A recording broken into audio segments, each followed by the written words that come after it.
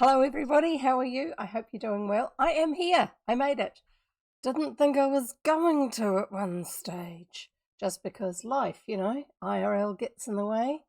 Um, Not that you guys aren't real. I know you're very real, but there's some other things that kind of have to take priority every now and then, unfortunately, and that's just the way life goes.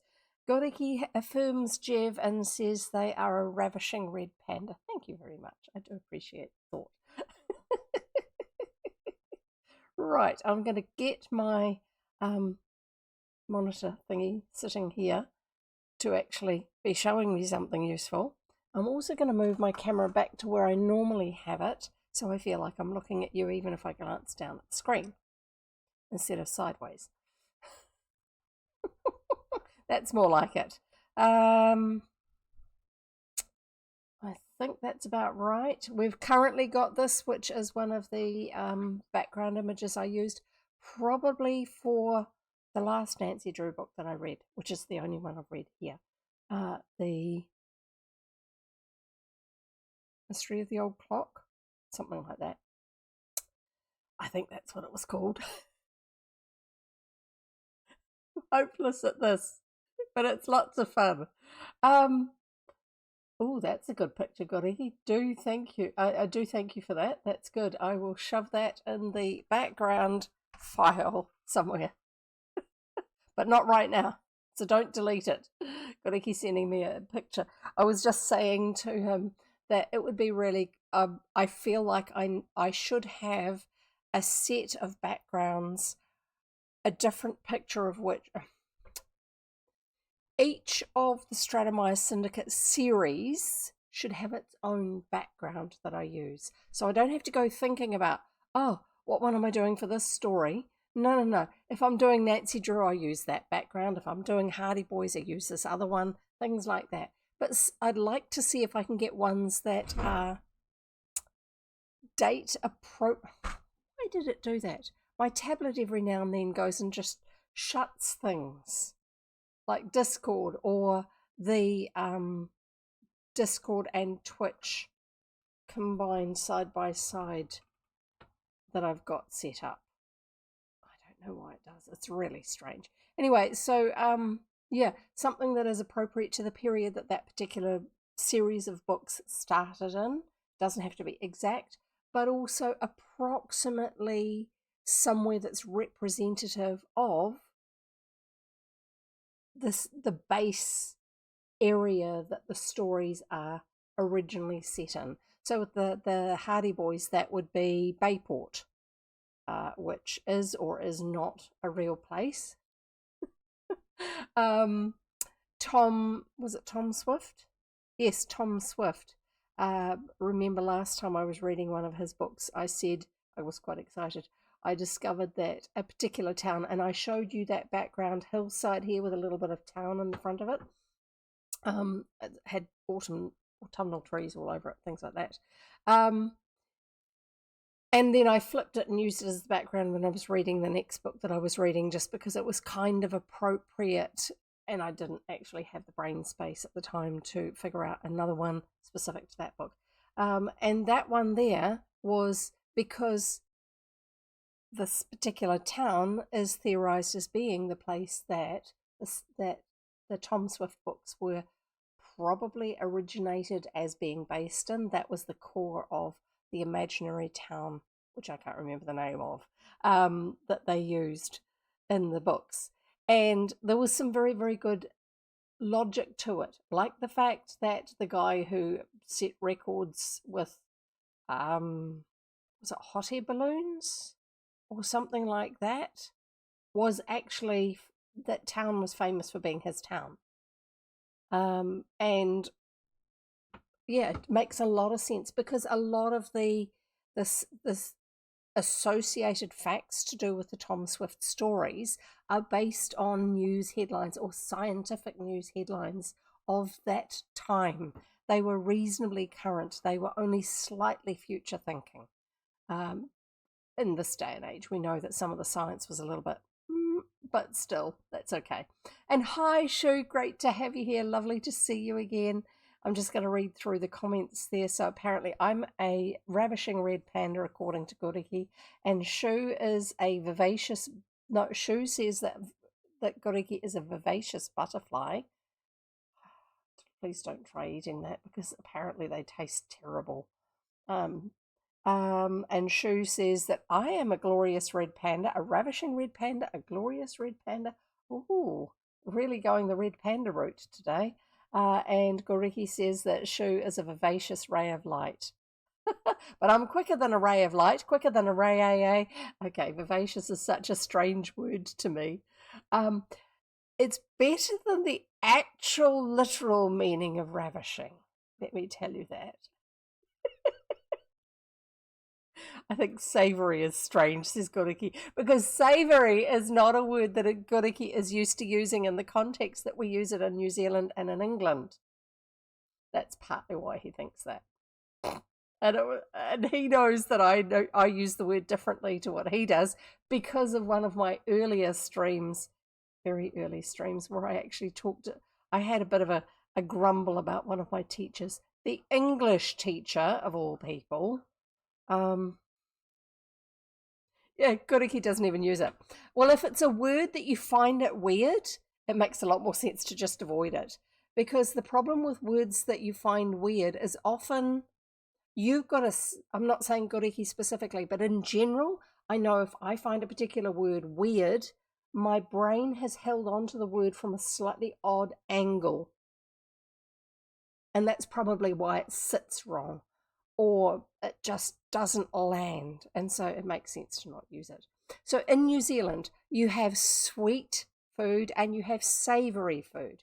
So if you're having a big dinner, not a fancy dinner, but a big dinner where you have a main course and a dessert course, you talk about the main food having a lovely savoury smell or flavour, like roast beef that's got lovely hot gravy that's poured all over it, and deeply roasted potatoes where they're crunchy and all that sort of stuff.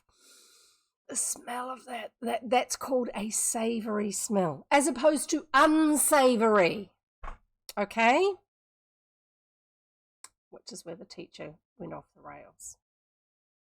And then sweet is, you can have a word that has an opposite, but you can have that same word can have different opposites, and they're not in the same direction. Those things that are opposite to the original one do not have the same meaning. They can be opposites in other directions, if you know what I mean.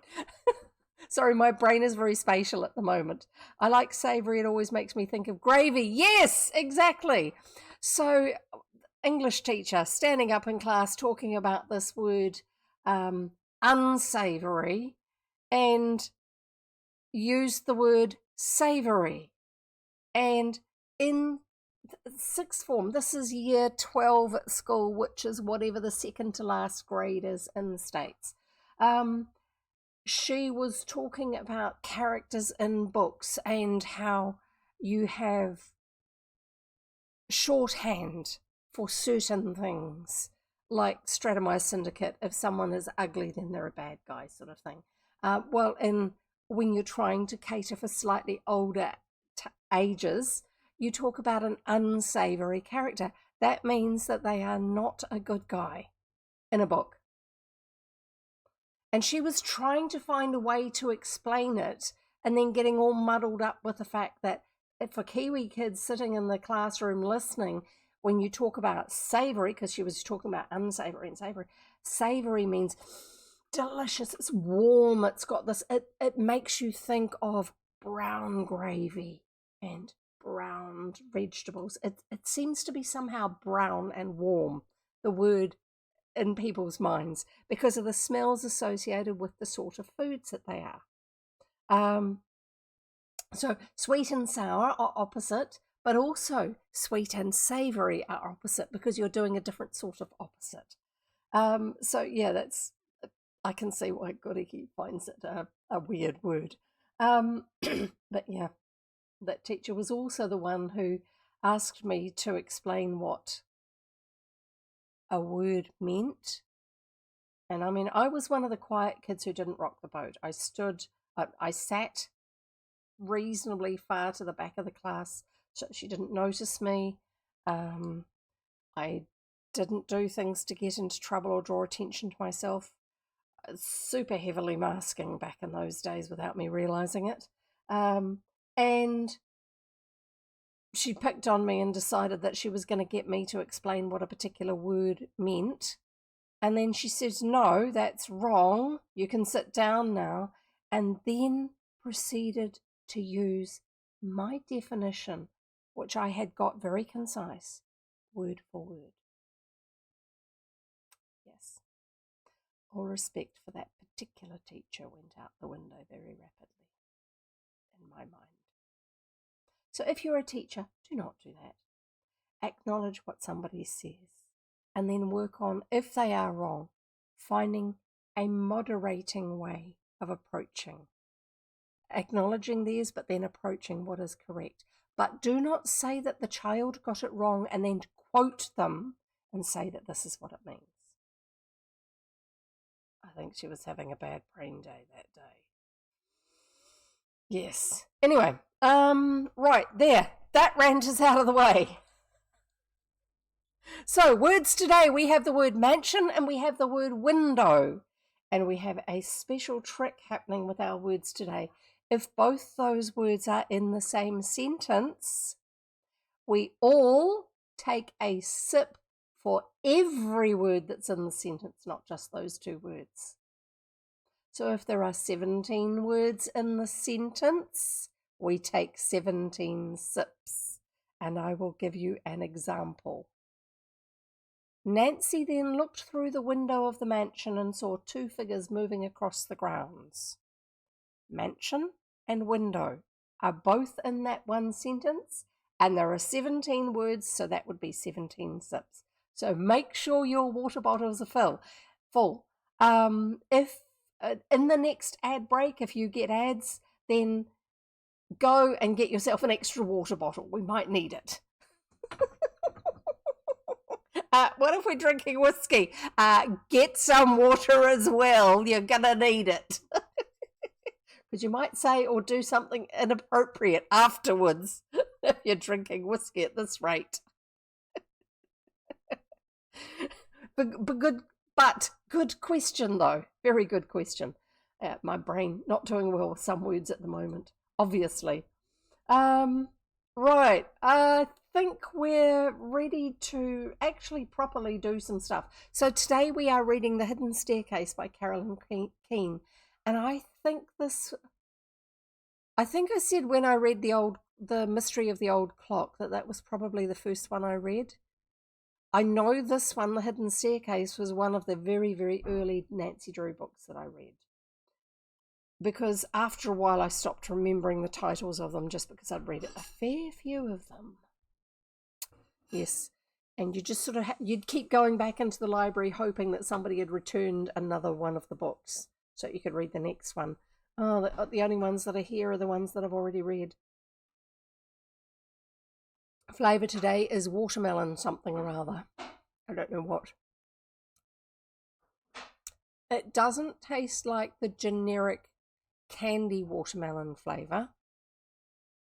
And it does taste like artificial sweetener, which is sad because I like this brand flavours. Well, the fruit ones that I get rather than the straight zero sugar energy drinks, which is what that one is. I went into one of my little local stores that does, it's part of a chain that does import items as well. There's not lots of them, so therefore they go to those sort of shops to clear them out of the way. And that's why sometimes I'll have items that have a white sticker on with a nutrition label on it, because if their nutrition label doesn't meet the New Zealand requirements, they have to put a sticker on when they're imported, if it's something consumable. So this one comes from, I'm pretty sure that I'm trying to read it over here where you can't see the labels. Some of the ones I saw in there have come from, oh, this is all in English actually. It makes a change. Some of them were from one of the European countries, and so it had a lot of the writing in not English. Copyright South Africa. Produced in South Africa. That's why it's written in English. So this one's a product of South Africa, and the flavour is Ultra Watermelon. Yeah. It's not really doing it for me. Which is a shame. I don't mind fake watermelon flavour usually. So there you go. I've got lots of water. Look, I've got water. I have window. And I have mansion. And I have shame.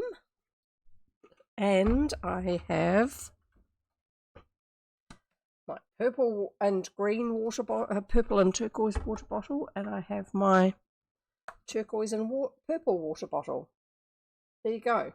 That one's not quite as full, but the rest of them are all fairly full. And if I get stuck for energy, I've got a bottle of Pepsi under the desk. I think we should be fine. I actually prefer the flavour of the Pepsi to that watermelon because of the type of sweetener that's used in that. I should have a look sometime and check it. Some artificial sweeteners I'm fine with. They don't bother me. Other ones, it's like energy drink acidity. Really? Come here for the opinions. That's what we do, isn't it? Right. We are doing The Hidden Staircase by Carolyn Keene. This is book 2 of the Nancy Drew books. I have been trying to put it off reading the next one in the series so that we get further through the year and we don't run out of Nancy Drew books before the next year, because after a while they go to 1 or 2 a year, and that means that when they come into public domain there's only going to be 1 or 2 each year, and I don't want to run out of them. I'd like to have them available. Same with a lot of the other books. Sadly, the one of my favourite authors, Nesbit, what's her name, Nesbit, Edith Nesbit. I read too many of hers too closely together right at the beginning. Well, not right at the beginning, but I was enjoying them so much. And so we were reading them reasonably close together. And so there aren't that many left, which is why you don't hear me reading them very often these days. What else? Anything else interesting? Oh, I've got a nifty new light fitting. Household light fitting. It was $5. It's ceramic. And it sits on the desk. And oddly for New Zealand, it takes an Edison screw fitting. See? The threaded fitting inside, as opposed to a standard fitting in New Zealand, which is a bayonet fitting, which is the ones where you push it in, push down a bit, turn it a quarter turn or something, and then let go and it holds on, which are kind of like quick release type mechanisms in some ways. A lot of Kiwis use those because you don't have to keep turning the knob, turning the bulb to get the thing in, and so therefore you're not going to have the thing not being put in properly and falling out, because some things, when they vibrate, they will actually unwind themselves if they're suspended. So I got that, and the reason I got it is so I can have, in addition to my homemade, totally homemade light base, so bought fitting, homemade block of wood, screwed on, the wiring put in, electrical bulb, but electrical plug at the other end. I feel like Gorigi might be going to try and blind me with this because I've got it in front of my face, so I hope he doesn't. Anyway, so, and this one here is homemade, but this one is a bayonet fitting. You saw me just, look. That's why we like them. You put it in, give it a tiny, it's not even a quarter turn, it's a fraction of a turn. So I have some more. You can only see that this one's, you guys can only see it's blue when you're seeing the light that comes from it. When I'm looking at it, it's very blue. It's because my camera is averaging out a lot of the other light that it's taking in, not the picture that you can see. but from everything else in the background. And so it's adjusting for that. And this is just too bright for it to cope with. So I have some more of these bulbs, these wireless bulbs that I can control through my app on my phone, and I can decide what color I want it to be, but I have to find them. I actually have, the reason I was saying that is because I actually have some that are Edison screw fittings. They were doing them as a clearance item at the electrical hardware shop, where I get some things from. It's just local, you just walk in. That's how you get the yellow stickers on things, is it's got to be there on the shelf sort of thing. And I was able to get some really cheap, a 2-pack of them. So I thought, yep, I want that, but can't do anything about it until I find them again. So you will be pleased to know I've got the book already on my tablet, on my iPad. I just need to put that upside down because the battery's going flat, because it's been a week, 2 weeks, 2 weeks since I last read. I have not done anything more on the model. Other things I bought. I do want to show you this because it is kind of relevant because it's books. So I also picked up these, one of which at least is going to be sent overseas to a family member. I am autistic and I am dyslexic. Now, the lady who wrote them, no, the person who wrote them didn't put a face on them because they wanted people to feel like they could identify with them themselves, even if the hair is their own specific hair. It means you aren't trying to, because our brains are very face focused. You're not trying to process the faces you see with, instead of focusing on what the book is saying. So they are written by Chanel Mora. I know them from an autistic group I used to be part of. And it says, I am autistic, an interactive and informative guide to autism by someone diagnosed with it. Written and illustrated by Chanel Mora. And it's lovely. It's got sections that you could put little drawings and notes in, but it's not all that. It's got text in it as well. But it's actually talking from the point of view of what it's like living the experience and helping you to recognize that this might be something yourself. And then the other one is I am dyslexic, and they are also dyslexic. So this one, they've actually used Dyslexie font, which I think is the one that I used for the donkey book, because it's easier. You don't, once your brain has got used to the irregularity of the letters, the A is the same A all the way through. It's not like they keep changing it, but it doesn't almost match the letter U. It's got enough extra differences to it that your brain doesn't accidentally keep swapping them. And it's got extra weight at the bottom of the letters, so your brain doesn't rotate the letters, because some dyslexics that happens. So that, because your brain tends to like to put the more solid piece at the bottom of something instead of it letting it being able to spin around. These sound weird, but talking to people who are very strongly dyslexic, they are actually real things that they experience. And so Chanel was actually writing about their own experiences. I'm dyslexic, an interactive and informative guide. There's a third one called This is ADHD, which they also have a diagnosis in, I think.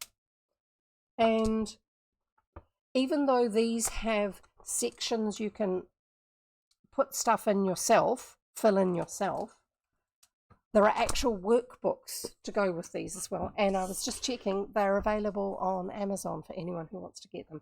They are lovely books. They're substantial. The texture of the cover is very satisfying. It's like a coarse linen weave that's then embossed with the title. They're just very satisfying, but they're also lived experience based, and I think that's very important, because so often when people are talking about neurodiversity in various forms, we hear stuff that's based out of research, and the research, while it might be accurate, is not complete enough, because it's from an observational side. It's not from an experiential side. Autists are often considered to be not unemotive. What's the other one? Yeah, unemotive is one of them. The reality is that for most autistics, they are extremely emotional people. And what is seen by researchers as them being unemotional people, and therefore disconnected because they don't connect emotionally with people, is actually they are seeing people whose emotions are so overwhelming that they are working to keep them under control, checked in, reined in the whole time, so they don't overwhelm other people, because they have been told off their whole lives, often very harshly, for being over emotional.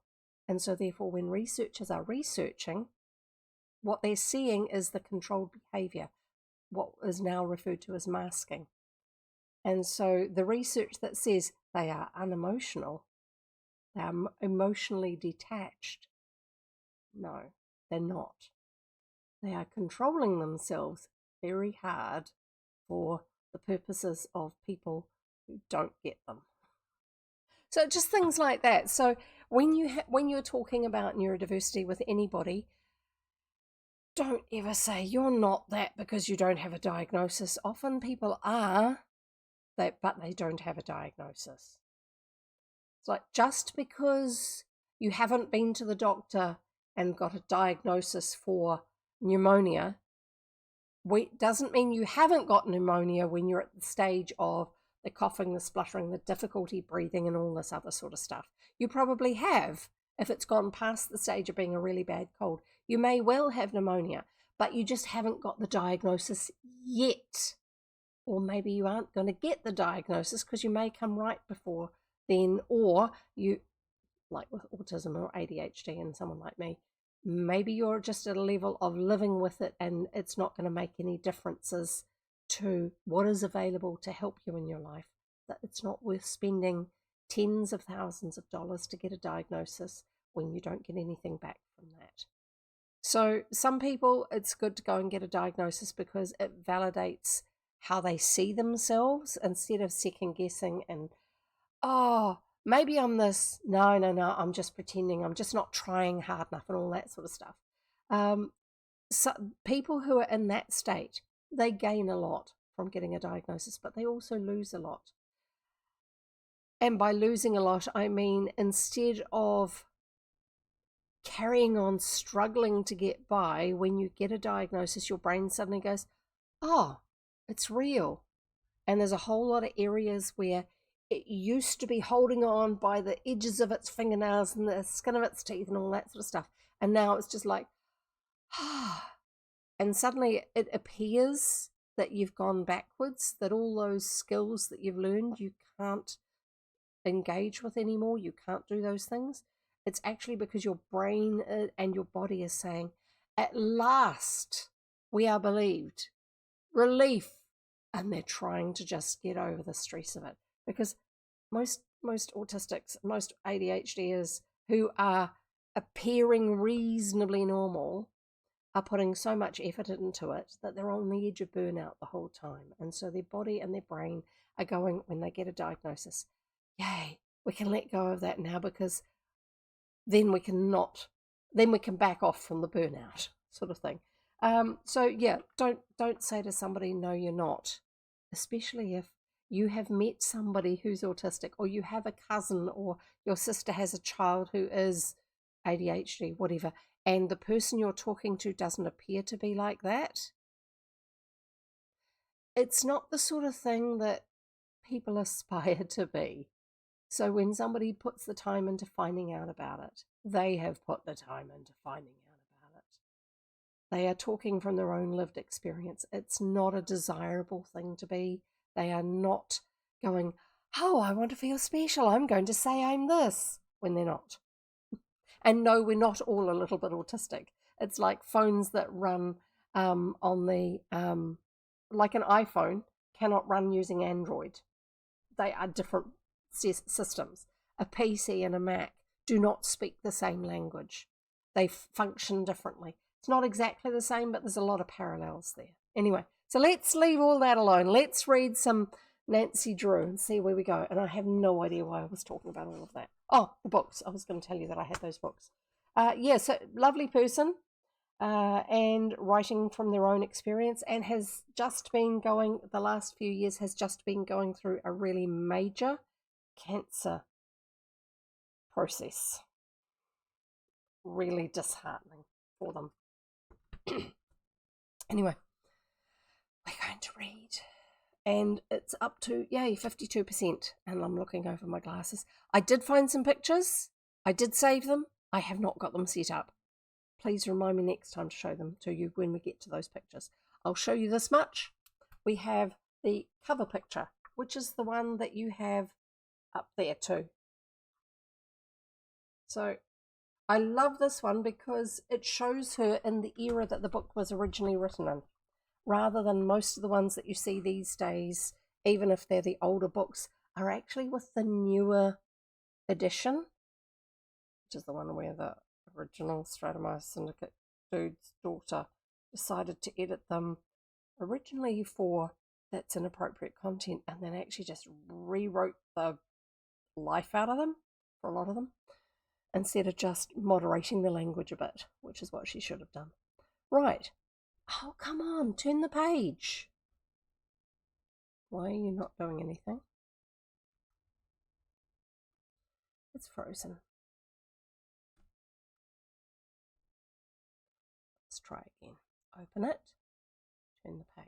Yay! Working. Have you tried turning it off and on again? And this one went up on Project Gutenberg on the 28th of January 2026, because this year is the first year that the Nancy Drew books, any of them, and it's actually only the first 4 of them, are public domain. The Hidden Staircase by Carolyn Keene, illustrated by Russell H. Tandy, published in New York by Grosset and Dunlap Publishers, who did a lot of the publishing for the earlier Stratemeyer Syndicate books. Copyright 1930 by Grosset and Dunlap Incorporated. And isn't that the worst? Look up there, says somebody. I'm not sure who, but we will find out. This is the frontispiece, so don't expect the relevance of this particular picture to come into play until we are a lot further through the stories, because generally a frontispiece illustration is from further on in the book, kind of to get you eager, to get you reading, to find out what it's about. Chapter 1, A Rude Visitor. Yay, we have chapter numbers and names. Excite. Let's get that so I can see progress bar. Chapter 1, A Rude Visitor, or that we are reading The Hidden Staircase, which I've already told you many times. I declare I don't know what makes me feel so nervous this afternoon. I have the strangest feeling, just as though something were about to happen. As Nancy Drew expressed the thought aloud, she tossed aside a book she had been trying to read and restlessly crossed the living room to glance out the window. And here we have our first act in the drinking game. Window, drinks, people. And I want to see those thumbs up or the drink bottle emotes to show that you have done it. You wouldn't be rude enough to leave me doing it on my own, would you? She was alone in the big house, for her father, Carson Drew, had been called out of the city on an important law case, and Hannah Gruen, the housekeeper, had taken her day off. Usually Nancy enjoyed a book, but on this particular afternoon she had been unable to interest herself in anything.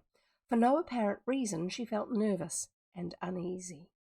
As she stood at the window, her eyes rested for a moment upon an old-fashioned mantel clock above the fireplace.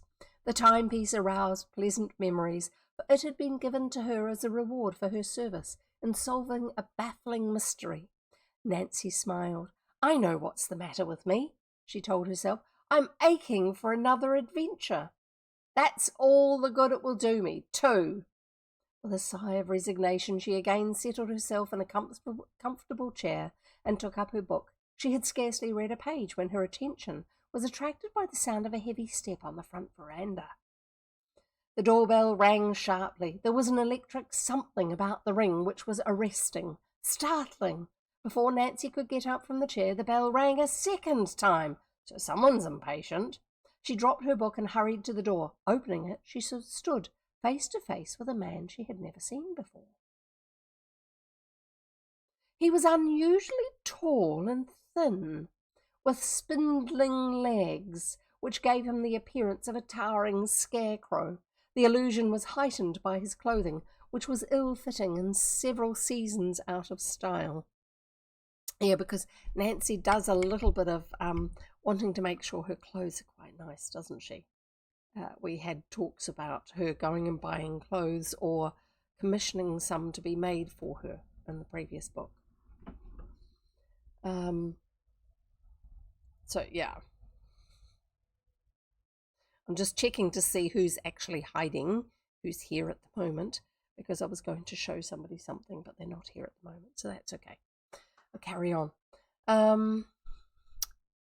Nancy could not help but notice several grease spots on his coat. However, it was not the man's clothing or miserly appearance which repulsed her. Okay, does this mean he's a bad guy? You know? Yuck. Anytime you think yuck in one of the old books, that means it's a bad guy. Not anytime. Almost always, but not always. Either that or they're the person who the protagonist is going to aid and help and provide solutions for. That's the other option. However, it was not the man's clothing or miserly appearance that repulsed her, but rather his unpleasant face. This is sounding more like a bad guy. He had sharp, piercing eyes which seemed to bore into her. Nancy was permitted but an instant to appraise her visitor, for as she opened the door, he stepped inside without waiting for an invitation. This rude action somewhat nonplussed her, but she was too polite to show her displeasure. "I am Nathan Gombert of Cliffwood," the man told her bluntly. "I want to see Carson Drew." "My father isn't here now," Nancy explained quietly. "Where is he?" "I'm sorry, I don't know why he has an accent already." Nancy did not like the brusque way Nathan Gombert had of asking questions, but she answered him politely. "Out of town on business." "But I must see him." "I am very sorry," Nancy returned politely, not insistently like I was. Actually, she returned patiently. "But it is impossible. He won't be back until late this evening. If you will come back tomorrow." "Tomorrow won't do. I want to see him now," he demanded. "I'm going to pull him out of my pocket?" "Can't you understand that my father is out of town?" Nancy asked, a trifle tartly, for she was beginning to be irritated. "If you want to leave a message, I'll give it to him as soon as he comes in." "I don't want to leave a message. I came after those papers. Did your father leave them for me?" "I don't know what papers you mean." "And you never said that before." "Oh, you don't, eh? Well, your father knows all right. Just ask him about Nathan Gombert's property rights on the river, and he'll tell you all about the nasty deal he and his friends tried to slip over on me." "What are you talking about?" Nancy demanded sharply. "Have you lost your senses?" "I'd be talking now about the police, actually." "I've just come to 'em, that's what I've done. Maybe you don't know about it, but I own some property down along the river. Your father induced me to sell a piece of it at a ridiculously low figure.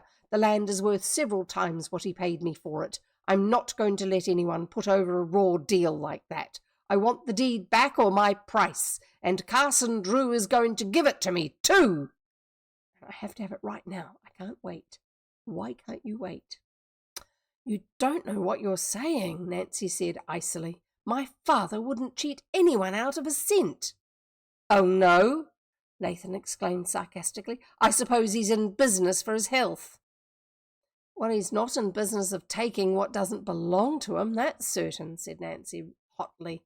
"If you have anything coming to you, I'm sure it will be turned over to you just as soon as my father returns." "Just as soon as he returns. That's good," Nathan sneered. Like as not he's hiding somewhere in this house this very minute." "How dare you insinuate such a thing?" Nancy cried angrily. "I'm alone in the house." First big mistake. Him pushing through the door wasn't actually her mistake. She wasn't expecting someone to be that rude, so therefore being preventative of that. The instant she had divulged the information, she could have bitten her tongue. Alone, eh? Well, maybe I was mistaken about your father being here, but that's the truth. I've been telling you about those papers. No, you haven't. You've mentioned it once. You haven't been telling. That's a story. And why is my hair looking all really, really extra old lady-ish today? I don't know. I don't like it. He cheated me out of a pile of money. It isn't the truth, and you know it. I've listened to you just as long as I intend to. You ought to be ashamed to come here and say such insulting things about my father. Now I wish you'd go. I will not stir until I get my papers. I've told you I don't know a thing about your old papers. They're here someplace. I know they're in the house. Will you just kindly leave? Just try to put me out if you think you can, Nathan Gombert said with an unpleasant leer. You know more about those papers than you let on. You're crazy, Nancy snapped. She was so exasperated she could not keep her temper in check. Nathan Gombert's eyes narrowed to mere slits and a cruel look came over his face. Get those papers for me, he commanded harshly. Nancy was aware that her father sometimes kept valuable papers in his desk, but she had no intention of handing over any of them to this man. She had never heard her father mention the documents in question, but she had no doubt that Gombert was trying to get something which did not belong to him. Although frightened at the man's strange conduct, she faced him boldly. I will not give you anything. Now get out of here. All right, if you'll not hand over the papers, I'll just have a look around myself. A crafty look came into the man's eyes. As he spoke, he moved toward the study which adjoined the living room. From where he had been standing, Carson Drew's desk was in plain sight. Don't you dare go in there, Nancy cried indignantly. Oh, so that's where the papers are. I thought as much. A half-dozen long strides took Nathan Gombert across the room and into the study. Reaching the desk, he jerked open a drawer and began pawing through it. Stop that! Angrily, Nancy grasped the man by the coat and pulled him away from the desk. You get out of here or I'll call the police. With one vicious jerk, Nathan Gombert freed himself and wheeled upon her. His face was convulsed with fury, and Nancy saw he was desperate. Instinctively, she threw up her hands to ward off a blow. And Goriki says, I found the papers. They're at the end of this bat. Smack. Exactly. He was a bad guy, after all. So that description was code for bad guy. Oh, well, I suppose it helps the kids to feel like they know better than the characters in the stories. Chapter 2. A Warning of Trouble. That would have been nice. Nathan Gombert did not strike Nancy Drew, although for an instant it appeared that he intended to do so. He remained motionless, regarding her with a hatred he made no effort to conceal. His face was distorted, and he stood in a half-crouched position, like an animal about to pounce on its prey. When he's standing, he's very tall, so he has the advantage. Why would he crouch? Lazy writing, I'm going to call it right now. Lazy writing. You get a picture in your mind as an author, a description. It's not the actual picture. If you saw the actual picture, you would go, well, that's stupid. I wouldn't do that. But the description, the use of the words in a certain way, at the time is very satisfying, so you use it as a shorthand for something. Like here. Doesn't work well. If you're a writer, don't write like that. His face was distorted and he stood in a half-crouched position. Stood in a half-crouched position like an animal about to pounce on its prey. Nancy knew she must act quickly, for she saw the man was beside himself with rage. There's two of them now. One of those weird phrases. Unless she handed over the papers he demanded, she did not doubt but that he would attempt to do her bodily injury. She must depend upon her own wits to save her, for there was no one within calling distance. If only she could reach the telephone. As the thought came to her, her eyes rested for a moment on the instrument.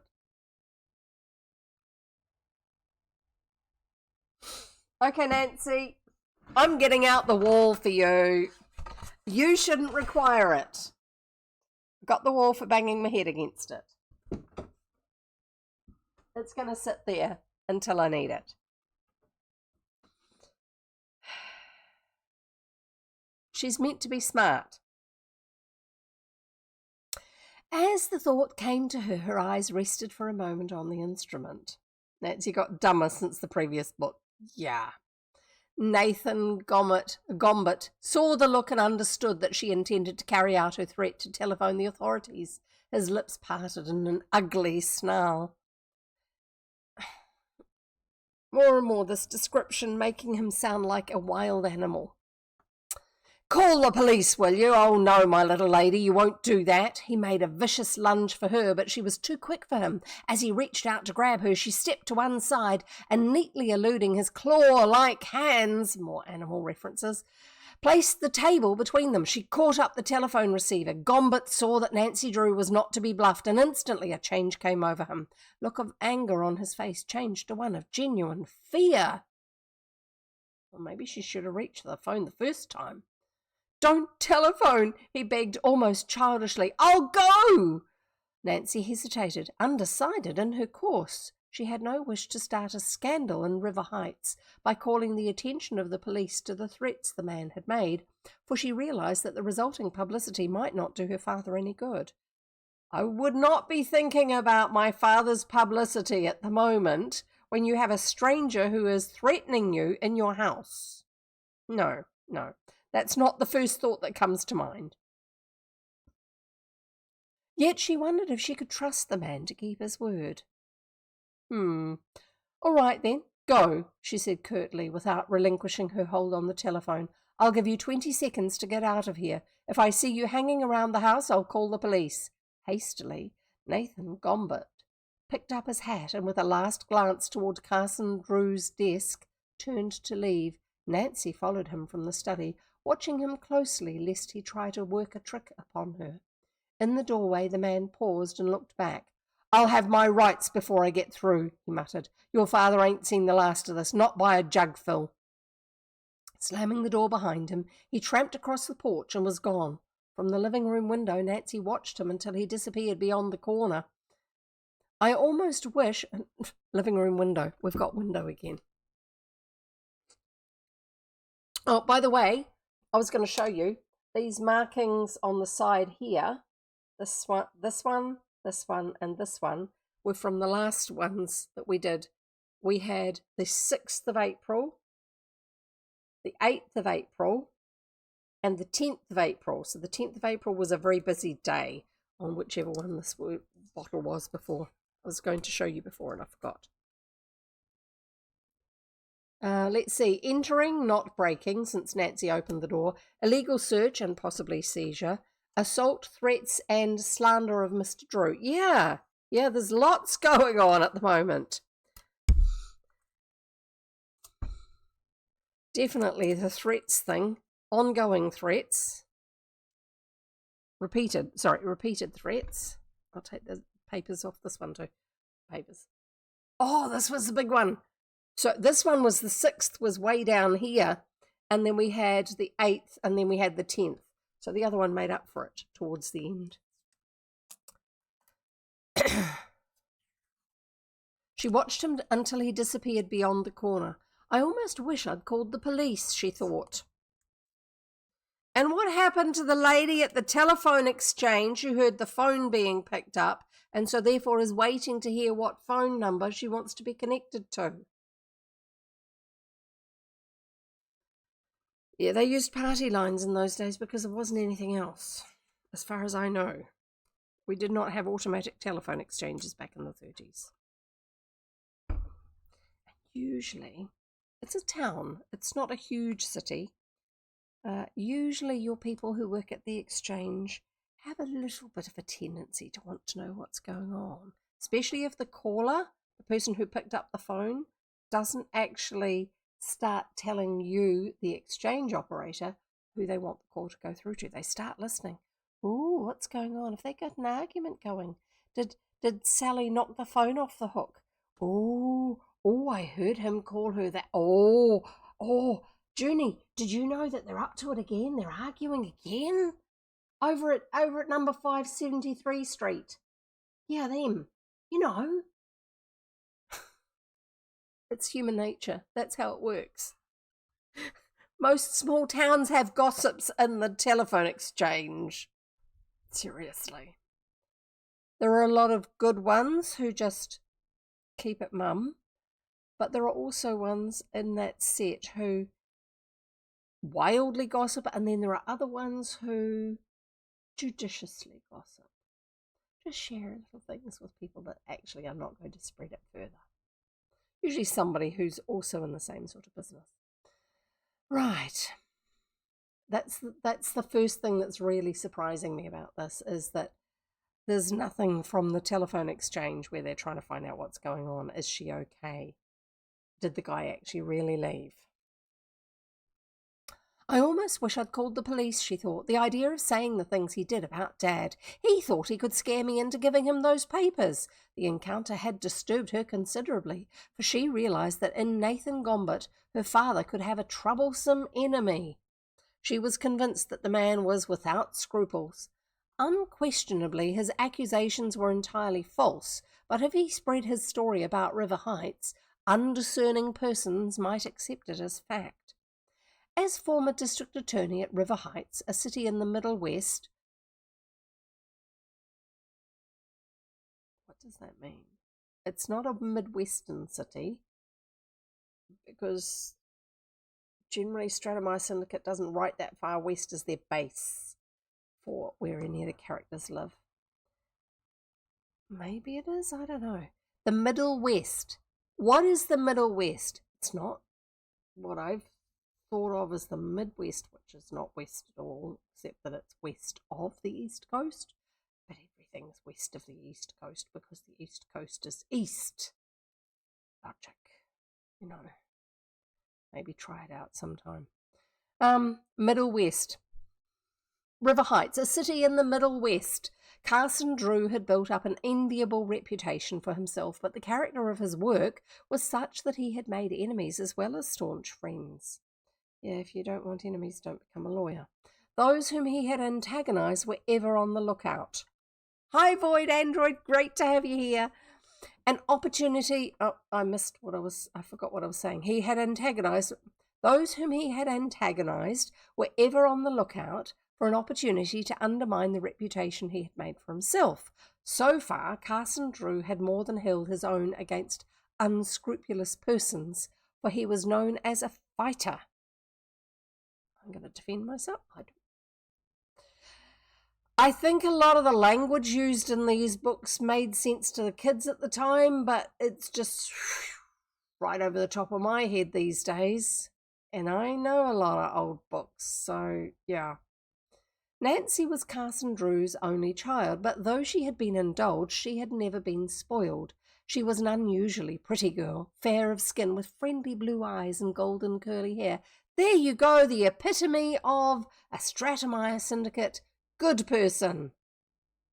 Very white. Very, very white. Yes. As Nordic Germanic as you can get in looks.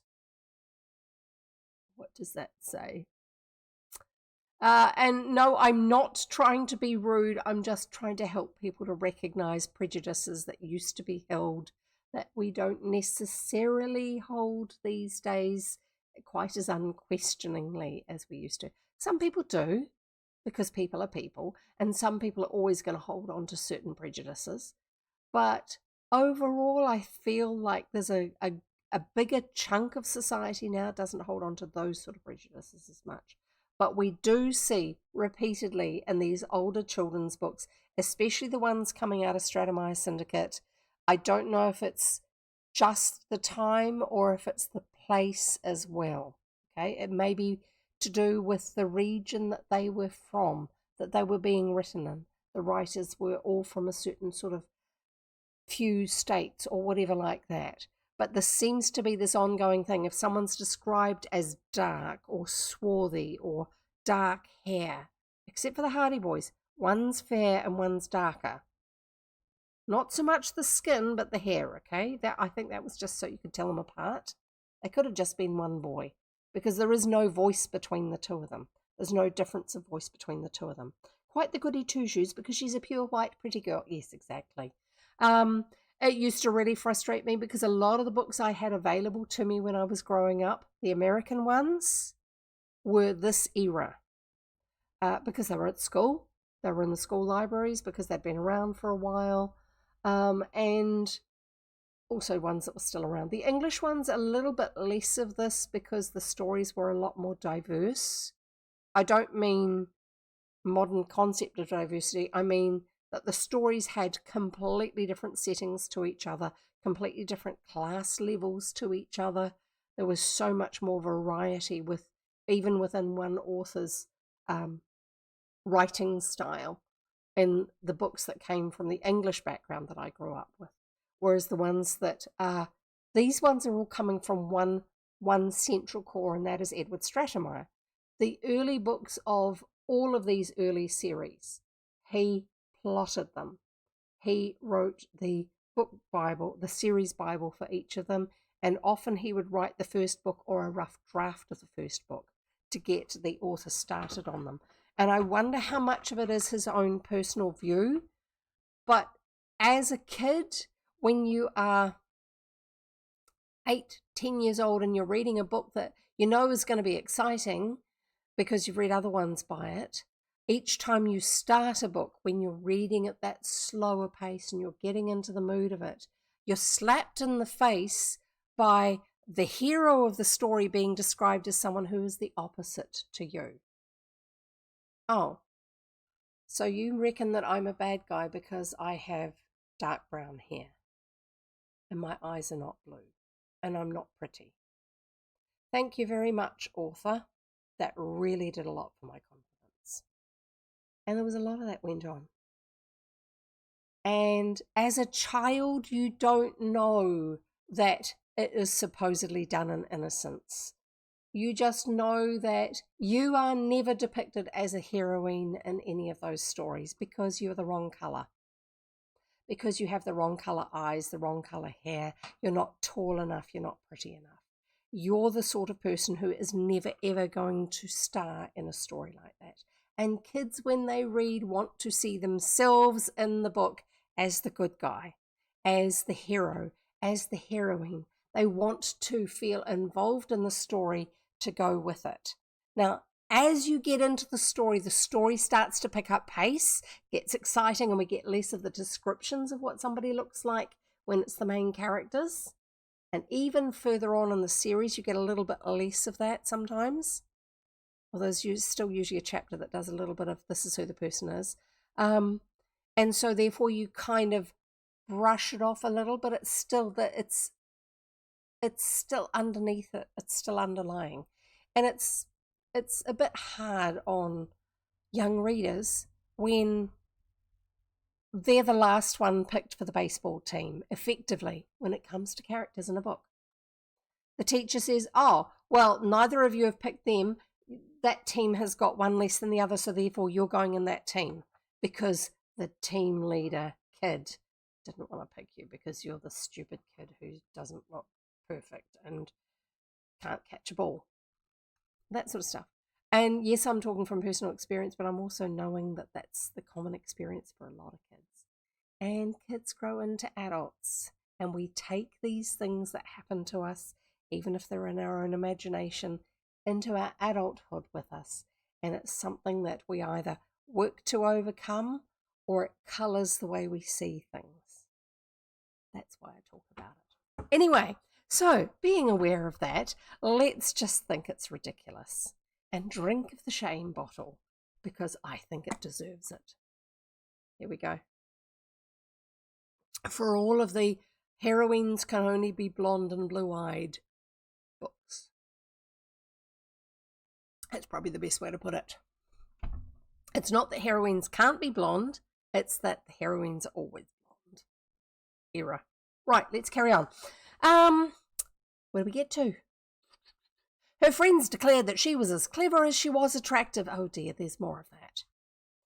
Yeah, more of the shame bottle. Come on, guys. Where's your emotes that you're drinking as well?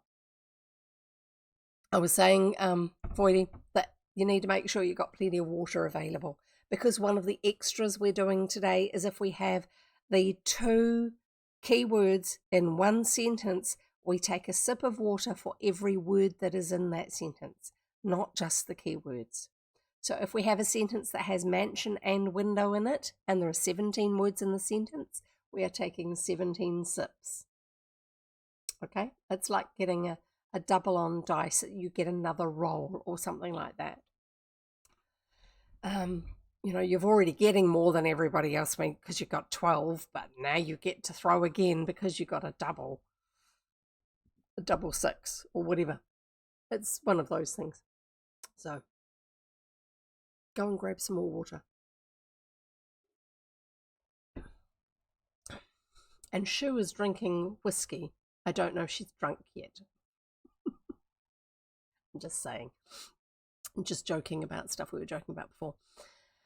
Since the death of her mother a number of years before. Oh, by the way, chapter 2 is almost always the one that they start you in media res, which is in the middle of stuff happening somehow. And then they give you a pause knowing that the what happens next is going to get you through the more boring part of the background. They'll give us some background of who the character is, why we're reading about them, maybe a little bit about what happened in their previous adventure, and then we'll go back into the main story. This is just the formula that they used in the Stratemeyer Syndicate books. And it's actually a pretty useful formula. It works really well. It works well for kids, and it gets kids to go from being reluctant readers to being avid readers. It does. Since the death of her mother a number of years before, Nancy had found it necessary to be resourceful and efficient. Not only had she assumed the management of the Drew household, but she took a keen interest in her father's law cases, especially those which smacked of mystery. She had been present at a number of interviews with noted detectives, and her father declared she had a natural talent for digging into interesting cases. Okay, then. Only the summer before, she had taken it upon her own slender shoulders to solve a mystery which had baffled capable lawyers. Now let's talk language again. Slender shoulders. She had taken it upon her own slender shoulders. Mine are not slender. Her own slender shoulders. I'm a frail female. Which had baffled capable lawyers. The tough ones who are meant to be really good at this sort of stuff. And so here you have the underdog protagonist in the story setup. So the kids are going to go, yes, Nancy's going to be better than these big tough lawyers who know what they're doing. Nancy the kid is going to show them who really knows what's going on. Because kids were tired of being overlooked, of being considered incapable. They wanted to have a chance to actually be able to prove themselves. But they also didn't want to have to do lots of hard work, if I'm honest about it. So we're getting the setup for what's really going to appeal to the pre-teen, early teen into mid-teens age ranges of readers in the day and age that these are for. When no one could locate Josiah Crowley's missing will, Nancy, in an effort to aid Abigail Rowan and Allie Grace Horner, had taken over the task herself. Her thrilling adventures, which included an encounter with robbers, are told in that first volume of this series entitled The Secret of the Old Clock. Rush out, children, and buy yourselves a copy if you missed it. That's what that one was all about. It was a plug for their other book. Of late, Nancy Drew had longed for another exciting experience which would give her an opportunity to use her wits, little dreaming of what was in store for her. Foreshadowing, people. This is to get us anticipating. Yet as she turned slowly away from the window after watching Nathan Gombert vanish down the street, she had a certain premonition of trouble ahead. The fact that you've just had a definite bad guy come inside your house and threaten you, that's not a premonition of what's in store for you. That's just logical. But yeah, sure, we'll go with that. Yet, as she turned slowly away from the window, we read that, but she had a certain premonition of trouble ahead. If I hadn't threatened to call the police, that man would have injured me. No, it wasn't that. You'd already threatened to call the police. It was the fact that you started to act on the threat. You went and picked up the phone. Before that, it was just empty words. Because if she had said into the mouthpiece of the phone, I need the police, please, or if the operator had heard her mention police once she had lifted the handset off the cradle, the operator would have connected her through to the police. So it wasn't just a picking it up and then holding on to the handset before she got around to dialing. Not back in those days, no, because it all went through a switchboard where somebody had to pull the plug out and plug it into the right switch which socket it was stuck into. Yeah, that's what was happening. So yeah, it was actually because she started to do something about it, not because she threatened. Threatened is the words. Because she did threaten. She used the words, and he just laughed and carried on. He was actually picking up the phone. If I hadn't threatened to call the police, that man would have injured me, she thought. I do wish Father were here. I want to tell him about Nathan Gombert and the threat he made. It wouldn't surprise me if he should try to make trouble. Nancy was indeed disturbed. Never for an instant did she credit any of the statements the man had made, but from his appearance and actions she was inclined to believe that he would stoop to anything in order to gain his end. Appearance. So because he looks like a bit of a tramp, he's definitely a bad guy, and he's going to do what he says he's going to do. Try and keep reading. He has some dishonest scheme up his sleeve, she assured herself. Dad will explain everything when he comes home. Try as she would, she could not forget the unpleasant interview. Her afternoon was completely ruined. In vain she tried to read. After a time she busied herself with some sewing, but had to rip nearly everything out. So she was sewing, but it didn't work well at all, so she had to pull it apart. It's no use, she sighed. I can't keep my mind on what I'm doing. I wish someone would come home. This house is getting on my nerves. She would be better to do something like washing the laundry, something where it takes muscle work and vigorous movement, not sitting there concentrating on something fine detailed. Like that also applies with reading. That's why she wasn't able to read. When you've got this sort of, you need to physically do something that's a bit more intense. Glancing at the clock, Nancy saw that it was only 4 o'clock. Hannah would not return for at least an hour, and she could not expect her father until late that evening. Folding up her sewing, she arose and crossed over to the desk. She regarded it speculatively. Gombert said it was a deed he wanted.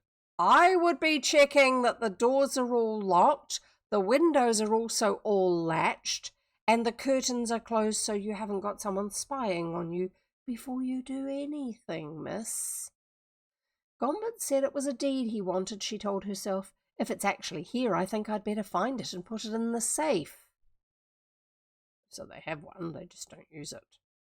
She seated herself before the desk and, opening a drawer, she began to go over the papers carefully. As she examined the first document she picked up, there came a sharp ring of the doorbell. So unexpected was the noise that Nancy started. What could it mean? Had Nathan Gombert returned to make more trouble? Quickly thrusting the papers back into the desk, she closed down the top and locked it. I hope that means that all the papers got into it properly. Then she made her way resolutely to the front door. Chapter 3. Interesting information. Nancy Drew swung open the heavy oak door, fully expecting to see Nathan Gombert on the veranda. She had braced herself for another unpleasant ordeal, but when she saw that her fears were groundless, her face relaxed into a pleasant smile. Allie Horner! She exclaimed enthusiastically. What a scare you gave me! Meaning that I look a fright? Allie bantered. Mercy, no, I can't remember that I ever saw you looking better in your life. The compliment was a sincere one. In the last few months, plenty of good food and freedom from worry had done wonders for Allie. She had grown becomingly plump. This is back in the era where you didn't have to be skinny to be beautiful. Yay, they did have that going for them. And there were roses in her cheeks. Her eyes were bright, and she seemed to have an overabundance of vitality. Nancy could remember the day when she first met Allie Horner and her sister Grace. They lived on a farm along the river road, and at the time were excuse me. And at the time were undernourished and beset with financial worries. Through Nancy's efforts, the girls had come into an inheritance, and their troubles had vanished. They still resided on the river road, but they had used a portion of their income to modernize the place, with the result that it was considered a model farm. "Do come into the living room, Allie," Nancy urged cordially. "It's been months since I saw you last. Grace and I don't get to town very often. Too busy, I suppose, but I'm so glad you came today. I've been lonesome for someone to talk with." "I can't stay very long, Nancy. I've dropped in to give you a little present." "A present?" "Yes, it's not much of a gift, I'm afraid." Allie smiled apologetically as she thrust 2 packages into Nancy's hands. "Just a chicken for your Sunday dinner and 2 dozen eggs." Because she raises chickens and sells eggs. "Why, that's a fine gift, Allie. You're never sure of getting fresh eggs when you buy them at the grocery store. You have to take the fresh part on trust, and sometimes your trust is betrayed." Remind me to tell you about eggs when we get to the end of the chapter. "I think you'll find these eggs fresh. I gathered them this morning." After thanking Allie for the gift, Nancy carried the chicken and the eggs to the kitchen and placed them in the electrical refrigerator. Oh, she's fancy. She has an electrical refrigerator. Returning to the living room, she pulled her chair up close to Allie's, and the 2 girls settled themselves for a chat. "Tell me about everything," Nancy commanded. "How is your sister?" "Oh, Grace is fine and fairly rolling in wealth," Allie declared proudly. "She wanted to come with me this afternoon, but she couldn't take the time from her work. Dressmaking has picked up tremendously, and she has more orders than she can fill. You should see her new electric sewing machine." So the 2 girls, yes, they were really, really poor. They were doing, effort-wise, they were doing well with trying to make an income, trying to make a living. So Grace was doing dressmaking, alterations, all that sort of stuff. And Allie was raising chickens, selling the eggs, and even selling the chickens as meat animals, that sort of thing, which was very, very sensible. It was all work that they could do based where they lived. So it wasn't putting too much money into something that they couldn't sustain, but it wasn't actually making enough income for them. What I like here is the fact that even though they've had this inheritance, even though technically they actually have money in the bank, they are still working. They have put the money to good use. They've made improvements, not spent it all from the sound of it, but they are still doing their chosen,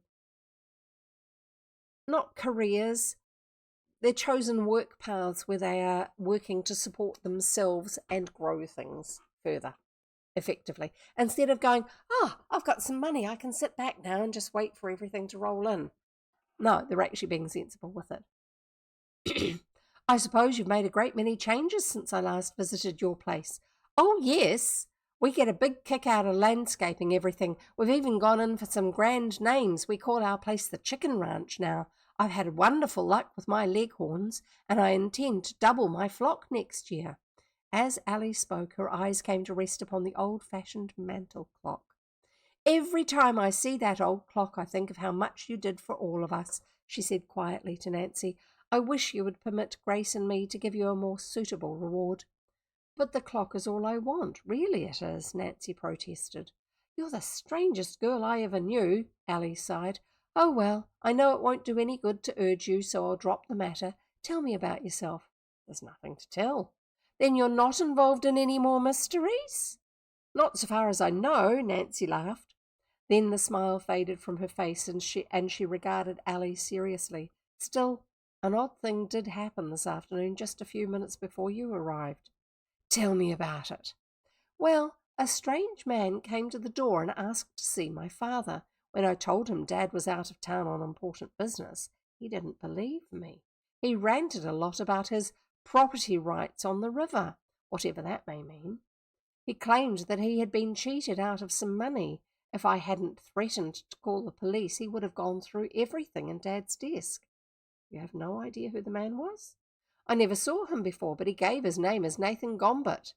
Nathan Gombert. Yes, do you know him? Well, rather. He used to buy eggs and chickens from me until I told him not to come back any more. He's a regular miser, if ever there was one. He has a home over in Cliffwood. I suspected he was a miser from his appearance. A miser is someone who doesn't spend money on things, if there's any way possibly that they can help it, to the point of actually almost doing themselves harm by spending so little. That might be one of the implications of the author saying that he was very skinny, is misers are known for not eating a lot, because if I don't spend the money on that food, I have more money. Yes. Scrooge McDuck, miser. Classical kids' experience of a miser. Named after Scrooge in Charles Dickens' The Christmas Tale. Or A Christmas Tale, sorry.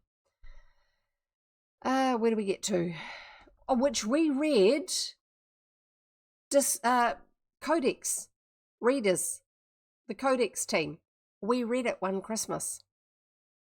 We've done a couple of read-throughs, and that was the one that we read for that season. And then the other read-through we've done as a team was Northanger Abbey, both of which were really good. I enjoyed those. You can't trust him out of your sight. One day after I sold him 5 dozen eggs, I turned my back for a minute and he tried to slip an extra dozen into the crate. Because to him, it's money saved. It's extra money in his pocket because he didn't have to pay for it. I got extra out of this. I'm winning. He claims my father cheated him out of his property rights. Allie laughed shortly. Knowing Nathan as I do, I'd be quicker to think he was trying to cheat your father. What property does he mean? I don't know anything about it except that it's along the river. Must be the property that was condemned for the railroad bridge, Allie suggested. Did the bridge go up onto Gombert's land? As I recall, he sold a strip of land on either side of the river. Then after the bridge went up, he claimed the railroad had built over its boundary line. Why didn't he find that out before the bridge was finished? Oh, no one believes his claim, Nancy. The land was carefully surveyed, you know. It's my personal opinion Nathan Gombert isn't perfectly right in his mind. You mean he's... Oh, I wouldn't go so far as to say he's crazy, Nancy, but he's money mad. It's an obsession with him that someone is trying to cheat him out of something. He went nearly daffy when the bridge went up. He even threatened he'd blow it up if they didn't pay him his price. He ought to be arrested. It's dangerous to have him at large. Yes, I think so myself. Of course, it's only a rumour about his threat to blow up the bridge, but I believe he said it all right. So do I after watching the way he acted this afternoon. He'll bear keeping an eye on. Allie nodded soberly. You're going to tell your father, aren't you? Allie queried. Oh, yes, just as soon as he gets home. The girls talked for some time, and then Allie Horner announced that she must leave. I have a notion to ride out into the country with you and hike back, Nancy told her. Father won't be back for several hours yet, and I'm tired of sitting here in this house with nothing to do. Oh, great, you've had somebody threaten to steal something off you, and you're going to leave the house unattended. Very clever. And then you're going to walk back on your own. Very vulnerable. Indeed. I wish you'd come with me, Allie urged. All right, wait until I get my hiking boots and I'll do it. Nancy left the room and soon returned dressed for hiking. After locking the doors and windows, she left the house with Allie. How do you like our new automobile? Allie demanded as she paused in front of a roadster, which was parked at the curbing. Grace and I bought it last week. It's a beauty, Nancy replied. You didn't tell me about that. I intended to, but we got talking about Nathan Gombert and I forgot. The two girls sprang into the roadster and Allie took the wheel. So a roadster is a car that is generally more sporting. Generally it's a two-seater and generally either it's a convertible or it just doesn't have a roof. But it will have a windscreen because that stops the wind. It screens the wind from your face. Doesn't stop it completely, but it makes it less hard-hitting. They're often a little lower to the road, so they hug the road a bit better, and they're often attuned so they actually run a bit faster. You can drive them a bit faster than a standard family car.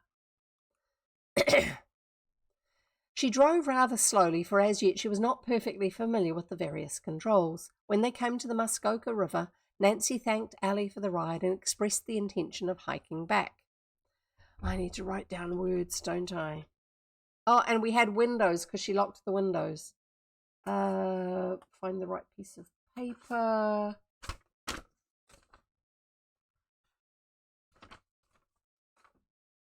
To write on the back of Muskoka River.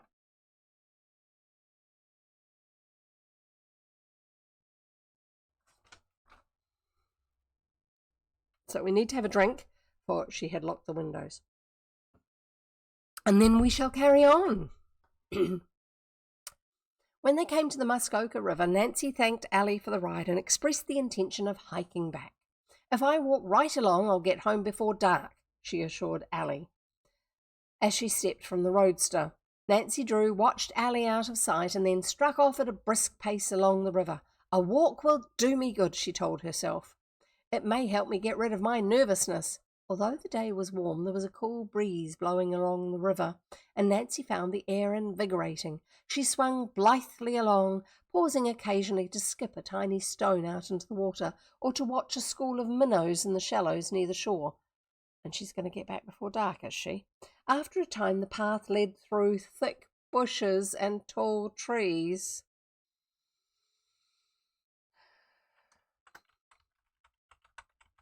I don't know. Maybe this is foreshadowing. It kind of has that feel to it, doesn't it?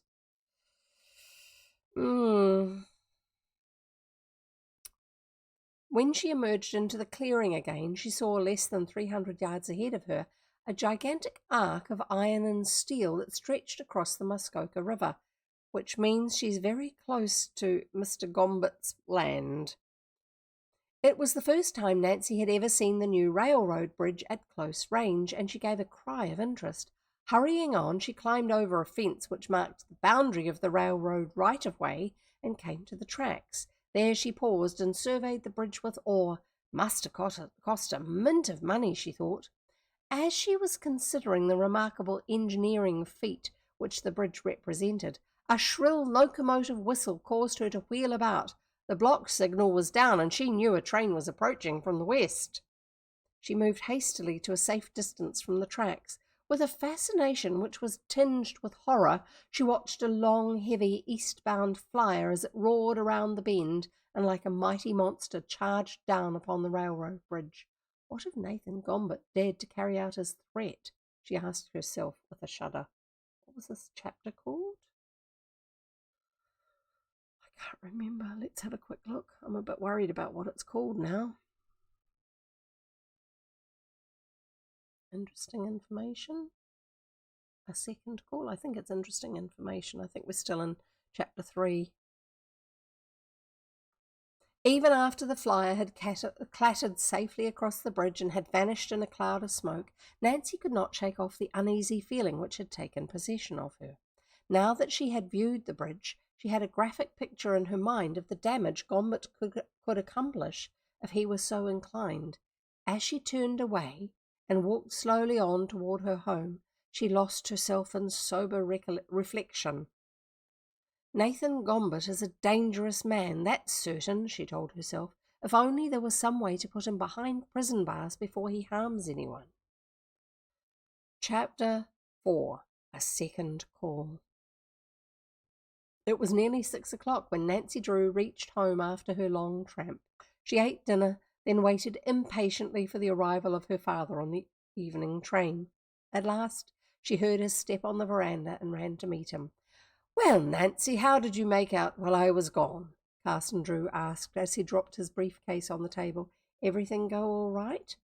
"Oh, Dad, the meanest old man came to see you." Quickly, Nancy poured out the story of her encounter with Nathan Gombert. Her father listened gravely until she had finished. "So he came here to bother you, did he? I'm sorry you've worried so much about it. Next time, don't let him in." "But, Dad, there's nothing to what he says, is there? You don't owe him any money." It's not like she actually deliberately let him in. It's like he pushed his way in.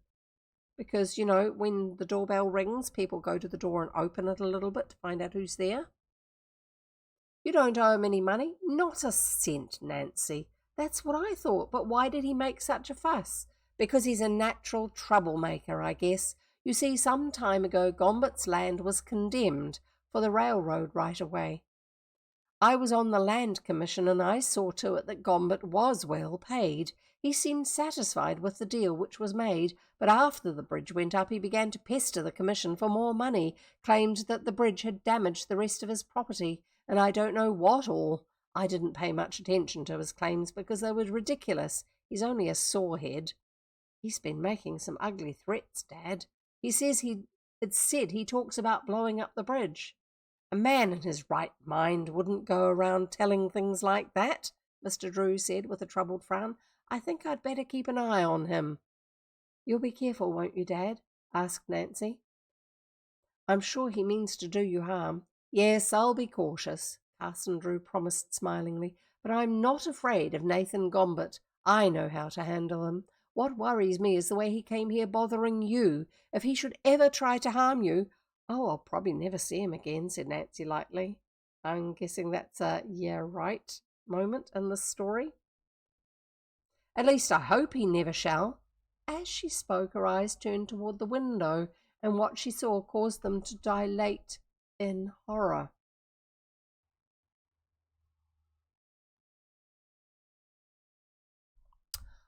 "Oh!" she gasped. "There was someone at the window. Just then, I saw the face distinctly. It was Nathan Gombert." "You must be mistaken," Carson Drew protested as he too glanced toward the window. Why question someone's observation?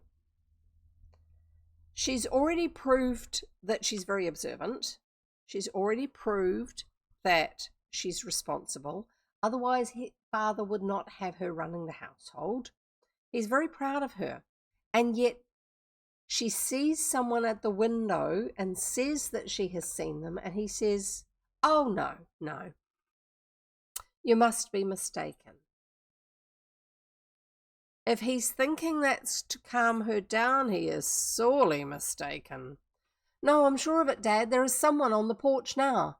Even at that moment came a sharp rap on the door. "Don't go," Nancy whispered. "I know it's Nathan Gombert, and I believe he means to harm you. He may have a gun." "I may as well see him now and get it over with, Nancy. I'll not have him snooping around here." Resolutely, Carson Drew walked to the front door and flung it open. The light from the living room revealed Nathan Gombert. "Well," Carson Drew demanded, "what do you want here?" "You know what I want." "What you want and what you may get are two entirely different matters. Come in, I have something to say to you." Mr. Drew permitted the man to enter, but did not offer him a chair. He looked Nathan Gombert straight in the face, but the man could not return the straightforward gaze. Involuntarily, he lowered his eyes. "Tell me what you mean by coming here and bothering my daughter," Mr. Drew asked curtly. "I came after my just due." "Let me tell you something. If you bother Nancy again, I'll turn you over to the police. Get that straight?" "I want my rights." "Your rights? What do you mean by rights? You have more now than you deserve." "You cheated me. My land was worth several times what I was paid for it. Either I want the deed back or I want my price." "So you were trying to get the deed when you rummaged in my desk this afternoon?" Mr. Drew demanded severely. "Well, Nathan Gombert, it won't do you a particle of good if you do get your hands on it." "What do you mean?" "It has been recorded." In other words, it's already gone through the process. Just having the bit of paper doesn't change it anymore. "Then I want my price." "Why, you're a crazy man," Carson Drew snapped with growing impatience. "The commission gave you your price once, and an exorbitant one it was, too. If the railroad hadn't wanted your land, you couldn't have sold it for a dime." "The railroad was to have wanted—" The railroad had to have my land. I could have had anything I wanted to ask. You're mistaken, Mr. Gombert. Charging all the traffic will bear doesn't go any more.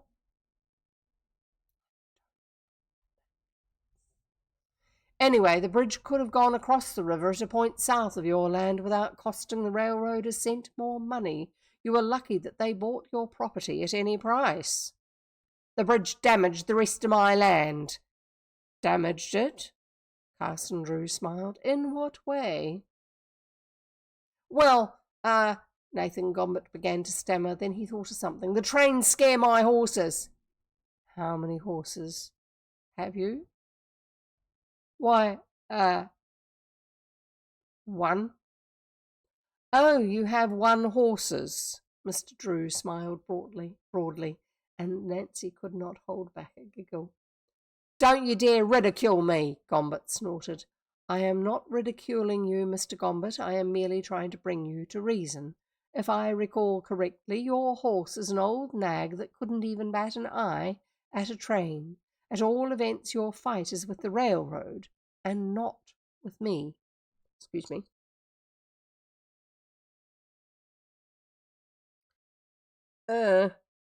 Suddenly itchy eye. Trying to get it to settle down. And then we'll carry on. You drew up the papers. I was merely acting as an agent. I don't care what you say. I know you and your scheming friends are trying to swindle me out of my property. I don't know how you came by such a silly idea. The Land Commission is very fair in all their dealings. What you ask is most unreasonable. As far as I am concerned, the matter is closed. Not much it ain't. I was swindled out of $10,000. Carson Drew laughed shortly.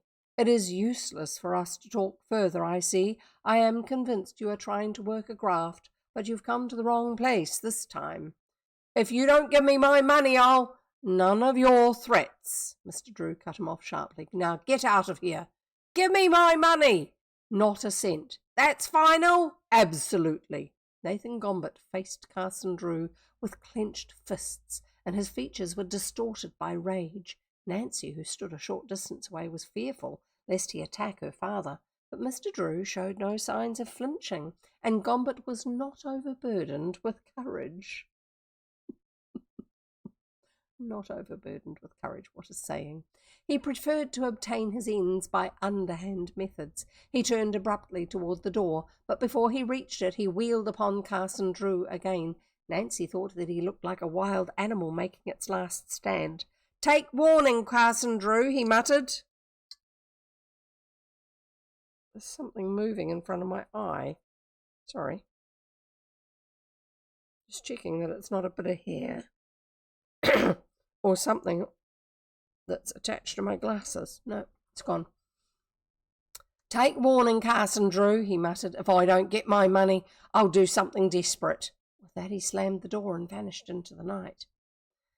Oh, Dad, what did he mean by that? Nancy cried as soon as the door had closed behind the man. I'm afraid he'll do something terrible, perhaps blow up the railroad bridge.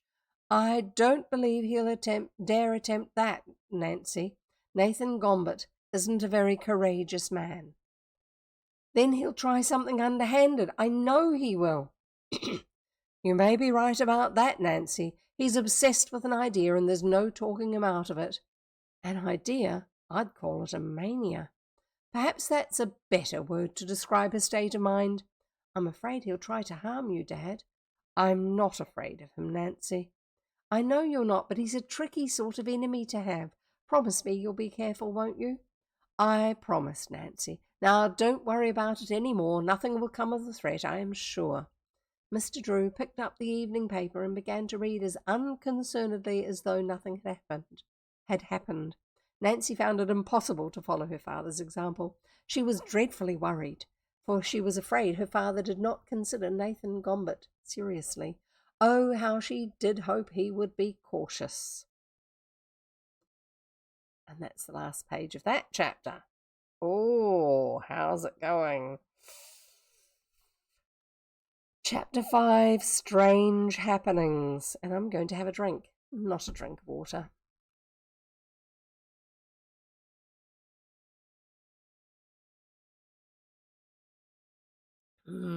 Nice. I'm enjoying that. Kind of. Not as much as I usually do, but still enjoying it. Change from water. Chapter 5, Strange Happenings. With the passing days, nothing more was heard of Nathan Gombert, and Nancy Drew began to grow easier in her mind. After all, his threat had been nothing more than a bluff. She assured herself, probably she would never see him again. Yeah, right. But as she became less vigilant, she could not know that Nathan Gombert was plotting revenge. Happy in her false security, Nancy forgot about the man and turned her thoughts to more pleasant channels. I believe I'll call on Abigail Rowan this afternoon, she told her father one day at the luncheon table. Oh, they've got a luncheon table and a breakfast table and a dinner table. Do they have a supper table as well? Or does the author mean that it is set for luncheon? Because that is also the meaning of that phrase. I haven't seen her for months, and I'm curious to know how she's getting along. You'll be back before dark? Oh, yes, I'll be gone only a few hours. As soon as luncheon was over, Nancy backed her blue roadster from the double garage and set off for Abigail Rowan's cottage, which was several miles from River Heights. Approaching the house, she was pleased to observe that there had been many changes in the last few months. The former description of the place, the worst-looking house on the road, no longer applied. The cottage had received a fresh coat of white paint, and the shutters were a gay green. The old picket fence had been torn entirely away, as had the old plank walk which led to the house. In its place there was a new one of concrete. Oh, Shu is affirming Void Android and says that Void is a celestial puppy. Lovely. Where do we get to? A new one of concrete. The yard was well kept, and at the rear of the cottage Nancy saw a man working in the vegetable garden. I hope I'll find Abigail well, she thought as she parked her roadster and walked towards the house. She rapped firmly upon the door. As she waited for someone to answer the knock, she could not help but recall the first time she had called upon Abigail Rowan. The old woman had been confined to her bed with injuries received from a bad fall. And Nancy had found her in a deplorable condition.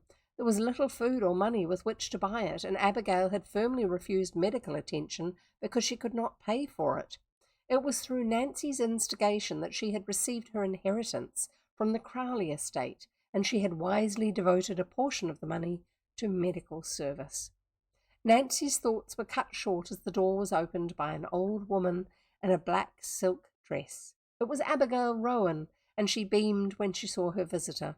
"Well, I declare if it ain't Nancy Drew," she exclaimed with evident pleasure. "Do come in and sit a spell." "How's your hip now?" Nancy inquired solicitously as she followed Miss Rowan. "It ain't hurt me for going on 2 months now. I still limp a bit, but the doctor says I'll soon get over that." "You're looking much better than when I saw you last." "And I'm feeling better too. Things looked mighty black for a while, and I didn't much care whether I lived or died. I owe everything to you." "Oh, not at all," said Nancy quickly. As she entered the living room, she saw that Abigail had another visitor. "Rosemary, we were just speaking about Nancy Drew," Miss Rowan said by way of introduction. "Well, here she is, one of the finest girls you ever set eyes on." The old woman turned to Nancy. "I want you to meet my friend, Rosemary Turnbull. She came over from Cliffwood to see me today." Graciously, Nancy acknowledged the introduction. Rosemary Turnbull was an elderly maiden lady, tall and a trifle too thin, but not at all severe-looking, in spite of her clothing. She wore an old-fashioned dress, long and wide of skirt, and high in the neck, but she had a kind face, and Nancy was instantly attracted to her. "Nancy's just the girl to help you out of your difficulties, Rosemary," Abigail said significantly. "She helped me get my inheritance, and I know she'll help you if you ask her." "Certainly I'll help anyone I can," Nancy agreed pleasantly. "What is it?" Well, I hardly know how to tell you, Rosemary Turnbull began. She laughed unsteadily. It seems I'm living in a haunted house. A haunted house? Nancy cried. Well, of course it ain't really haunted. I don't believe in ghosts and things like that. She lowered her voice. But the strangest things have been happening recently. What sort of things? Said Nancy with interest. Mostly little things. But after a while they get on your nerves, you see. I live in an old house, an old stone house in Cliffwood. Alone? Nancy interrupted. Oh, no, my twin sister Floretta lives with me. Our house, which is generally known as the mansion. Didn't know it was the name of an actual place. Mansion. We're drinking to mansion, folks. This word here. Mansion. Drink up. The problem with the word counter that I use is it doesn't keep words capitalized when it gives you the count. It doesn't go, oh, this one's a proper noun and this one's a normal noun. It just goes mansion. Like George is written without a capital. So if you normally rely on having a capital on a word to know if it's a proper noun, well, let's carry on. That's all right. Mansion's a good word because it's probably going to also be used as a generic term as well. Known as the mansion, was built before Civil War time, so you can imagine how old it is. She laughed nervously. A wonderful setting for a ghost story, isn't it? Go on, Nancy begged. Floretta and I have lived there for 30 years and we've never been disturbed until recently. Just the last few weeks things have happened which we can't explain. We hear strange noises at night. In the attic? Not exactly. I guess it makes sense to think that maybe sounds would be coming from the attic. Not what I was expecting, but sure.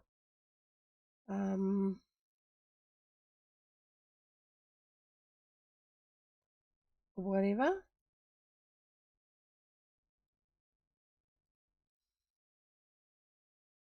We'll carry on. We hear strangers' noises at night. In the attic? Not exactly. We hear sounds in all parts of the house. You're sure it isn't mice? Oh, mercy, it couldn't be mice or rats. Rosemary was horrified at the thought. Floretta and I are very particular about anything like that. There isn't a mouse in our house. Tell her about the flies, Abigail prompted.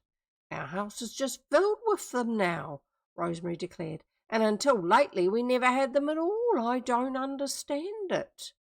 So far your trouble doesn't sound very alarming, Nancy smiled. It would alarm me if I suddenly had lots of flies in the house and I didn't normally. I would think something had died. A rat, a mouse, a bird. Probably not a person. Maybe there's someone who's squatting, someone who's living in a part of the house they don't think that you're in, and they've left food behind that the flies have come to. But that shouldn't be a lot of them. Usually it's only dead things that get lots of flies.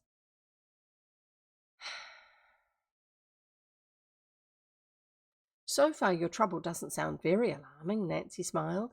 Probably there's a screen off someplace. Oh yeah, I live in a part of the world that doesn't tend to use screens, so it doesn't occur to me that you might screen your doors and windows to keep the flies out. But we do get flies inside because of it. It's normal over here. Rosemary shook her head firmly. We thought the same, so we made a thorough inspection and we were very particular to keep the doors and windows closed. Tell her about the shadows, Abigail encouraged. We see strange shadows on the walls, Rosemary went on. A note of fear crept into her voice now. What sort of shadows? Floretta thought she saw a human shadow one night. She's beginning to think the place is haunted. I don't put any stock in that theory, but I'll admit things are beginning to get on my nerves.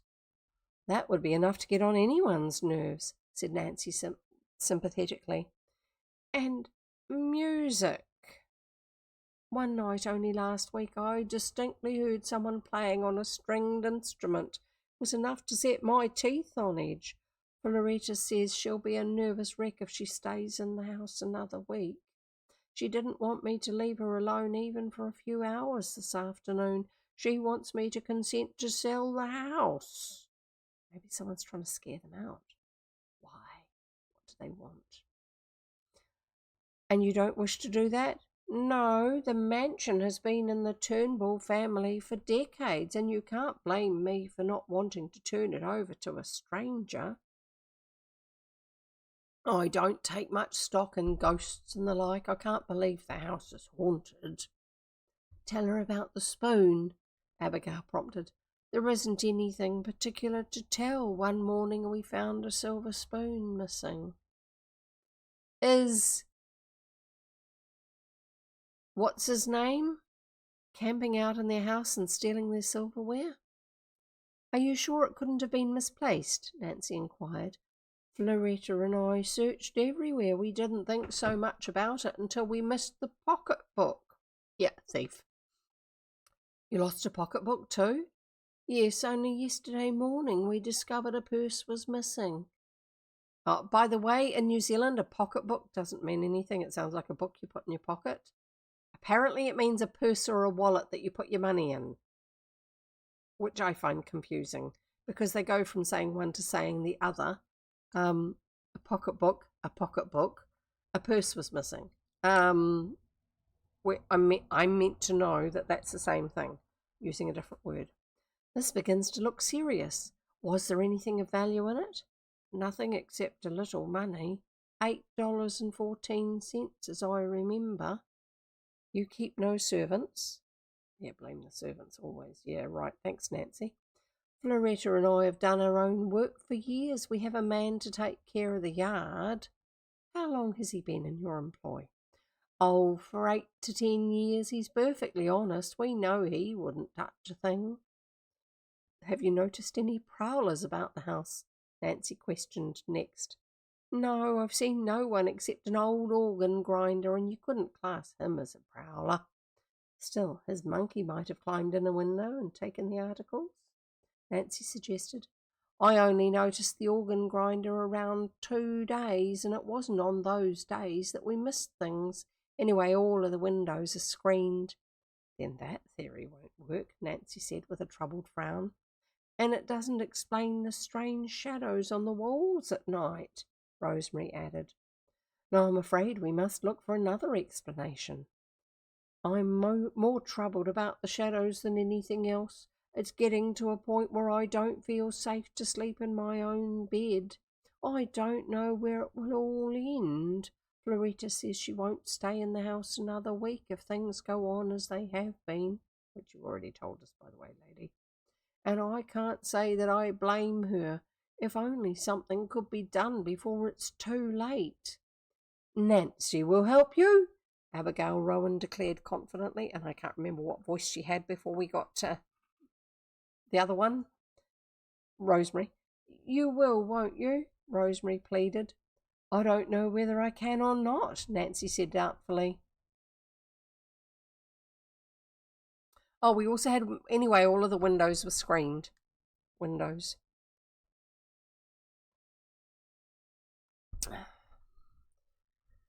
You will, won't you? Rosemary pleaded. I don't know whether I can or not, Nancy said doubtfully. I'm tremendously interested in your story, and I'd like to visit the mansion sometime. Oh, when can you come? Rosemary asked eagerly. The sooner the better. Nancy Drew glanced thoughtfully at the watch on her wrist. I have my roadster outside. If you wish, I could drive you to your home now and stop there before returning to River Heights. Oh, if only you will, Floretta will be so grateful. I don't like to give up the house, but things are becoming unbearable. I'm sure you can help us. I'll do my best to solve the mystery, Nancy smiled as she arose from her chair. I have a suspicion that your ghost isn't going to be very easy to capture. No, I don't think so either, just because of the fact that the ladies have been quite diligent. Chapter 6. One more chapter. just one more, and then we're calling it quits for the day. The ghost calls again. Nancy Drew said goodbye to Abigail Rowan, and after promising to call again soon, left the cottage with Rosemary Turnbull. It's nice of you to offer to take me to the mansion, Rosemary remarked as she stepped into the blue roadster. I don't know why they don't just call it a car. Well, it has to be roadster every time. Roadster is a type of car.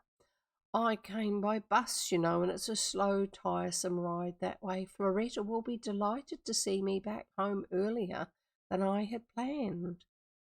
Is your sister inclined to nervousness?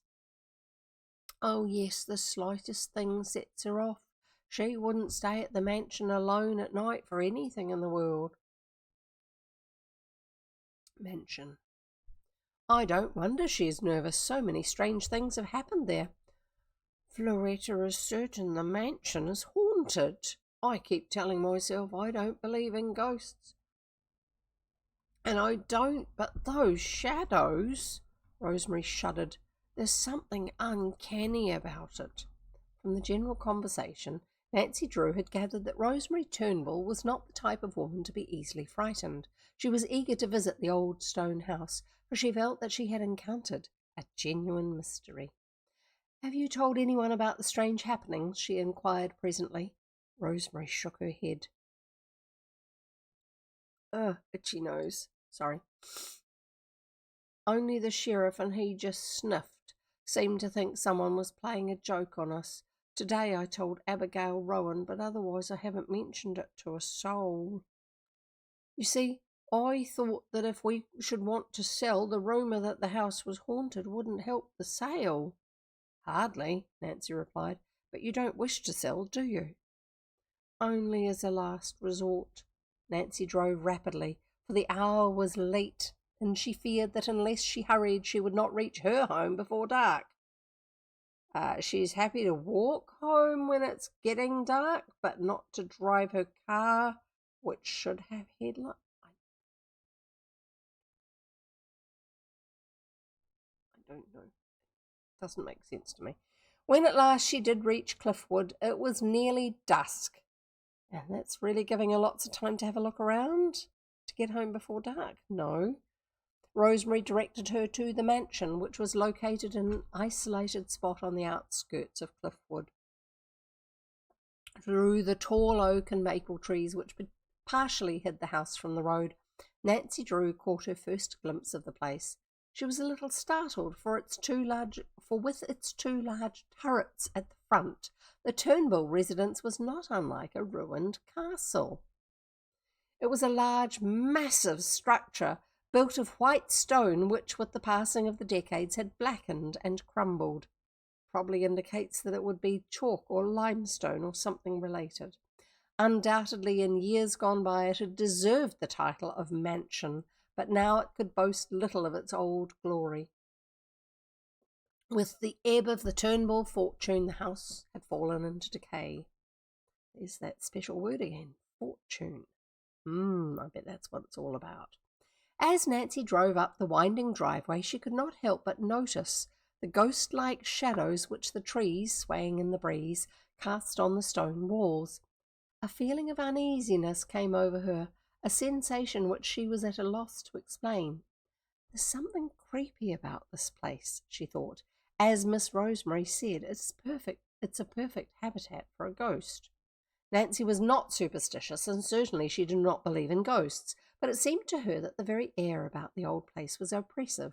Perhaps Rosemary Turnbull had experienced the same sensation, for she turned her eyes toward the second story.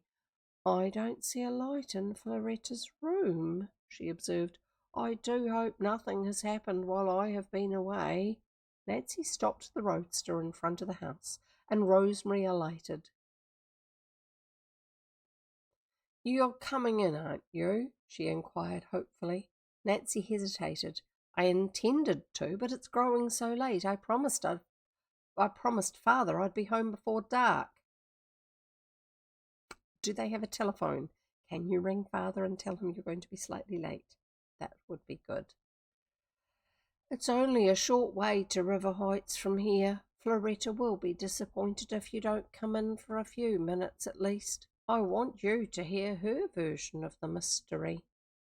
"I am eager to hear it too," Nancy declared, switching off the motor. "All right, I'll come in even if it's late. Dad will forgive me this time." Rosemary fitted her latch key into the lock and opened the heavy front door. "We thought it best to keep the house locked the last few weeks," she explained. As Nancy Drew stepped inside, she noticed that the entire house had the appearance of having been built in more opulent times than the present. The rooms were spacious, especially the living room, which was furnished with old-fashioned colonial furniture. The walls were adorned with massive gold-framed portraits, obviously of ancestors of the Turnbull line. As Nancy gazed at the pictures, she realized that once the Turnbulls had been the leading family in Cliffwood. Of course they had. That's why they've got such a big house on the edge of town. They had been a proud family, but with Rosemary and Floretta the line would die out. Little remained of a fortune which had once been large. Rosemary and Floretta, while not poor, had an income only sufficient for their needs, yet because they were the last of the Turnbulls, they were welcome in the best of society. "My great-great-grandfather," Rosemary commented, indicating one of the pictures which had attracted Nancy's interest. "He fought in the Revolution. I'm sure if he were living today, no ghost would dare invade the mansion," said Rosemary, and Rosemary smiled slightly. Nancy did not reply, for at that moment an elderly lady came hurrying down the stairway to the living room. In appearance she closely resembled Rosemary, though she lacked her sister's firm chin. Nancy knew at once that it was Floretta. She saw, too, that something had disturbed the woman, for she was so agitated that she failed to note the presence of a visitor. "Oh, Rosemary," she burst out, "why did you leave me here alone? I knew something terrible would happen." "Floretta, you haven't seen anything?" Rosemary demanded shakily. "It's my diamond bar pin. It's gone." "Oh, Floretta, are you sure? Perhaps you misplaced it." "No, it's gone. I've looked everywhere. Oh, what shall I do? I can't bear to lose it." Floretta turned and saw Nancy for the first time. She made a valiant attempt to compose herself. "I beg your pardon," she said, somewhat stiffly. Rosemary introduced Nancy Drew and explained that the young girl had offered to help solve the baffling mystery. "You've come just in time," Floretta declared. Oh, if only you can tell me what became of my bar pin. It was an heirloom. We've had it in the family for years." "When did you have it last?" Nancy asked quietly. "Only this afternoon. I was dressing in my room and was just completing my toilette when I heard the iceman at the back door. I dropped my bar pin on the dresser and hurried downstairs to let him into the kitchen." "Were you gone long?" Nancy interrupted. "Only a few minutes. Not more than 10 at the most. When I came back, my pin was gone." "Are you certain it didn't drop to the floor or perhaps fall behind the dresser?" "Oh, I've looked everywhere." Floretta sank into a chair and buried her head in her hands. "I'm just sick about it. I wouldn't have lost it for anything in the world." Rosemary went to her sister and tried to comfort her. "We'll find the pin, Floretta. I'm sure it will turn up somewhere." She spoke with confidence, but nevertheless turned uneasy eyes upon Nancy. "Perhaps a bird flew in at an open window and took the pin," Nancy suggested. "Oh, I'm sure that couldn't have happened," Floretta insisted. "But if you'd like to see the room, I'll be glad to show it to you." She led the way up the narrow circular stairs, and Nancy and Rosemary followed. Floretta's room was in the east wing. "Is this the top floor?" Nancy questioned. "The attic is above." "Oh, hang on. No, the attic is above," Rosemary responded. She attempted to smile. "There's no ghost up there, though. I know because I looked myself." Floretta's room was small.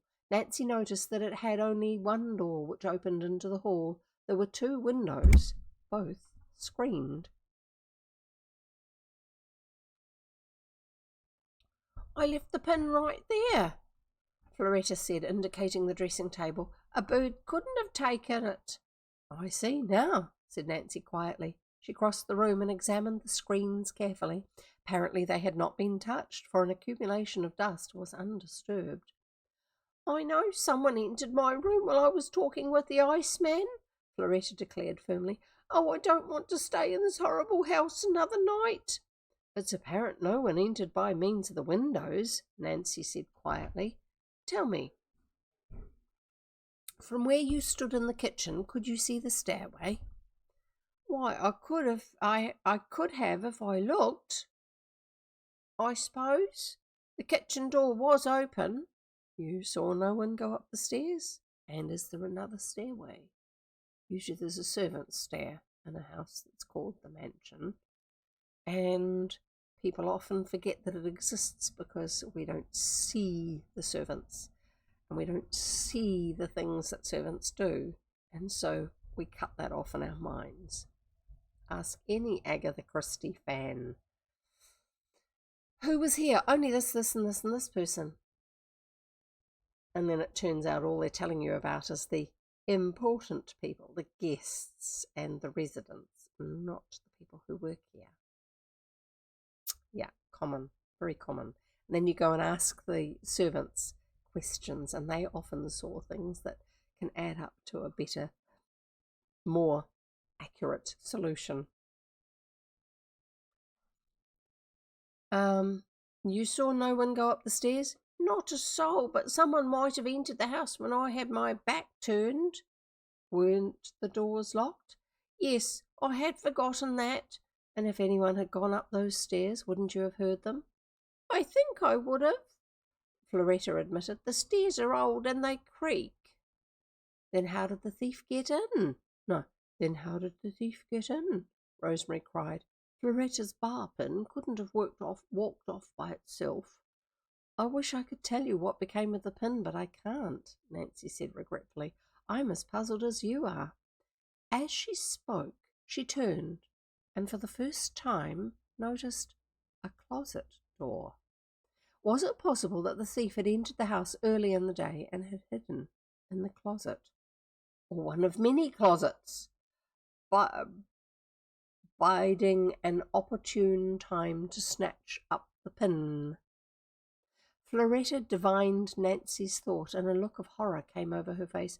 Oh, you don't suppose someone's been spying on us? She demanded fearfully. I never once thought of that closet. What if there's someone in there now? Rosemary laughed nervously. Don't be silly, Floretta. However, she eyed the closet door with misgiving and made no effort to investigate. Just to make sure there's no one inside, I'll have a look, Nancy remarked. She crossed the room and paused before the closet door. Hesitating only an instant, she jerked it open. And that's the end of the chapter. And that's the end of today's reading. Perfect timing, lovely little cliffhanger there for you. So come back next time and we'll find out what else has been happening. Oh, interesting. I'm just trying to think.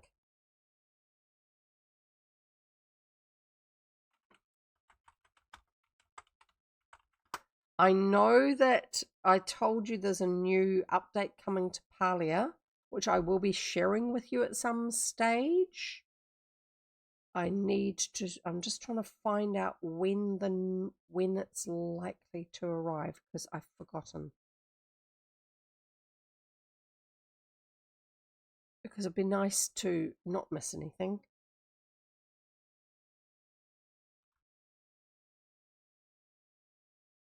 I think it's this coming month. Sorry.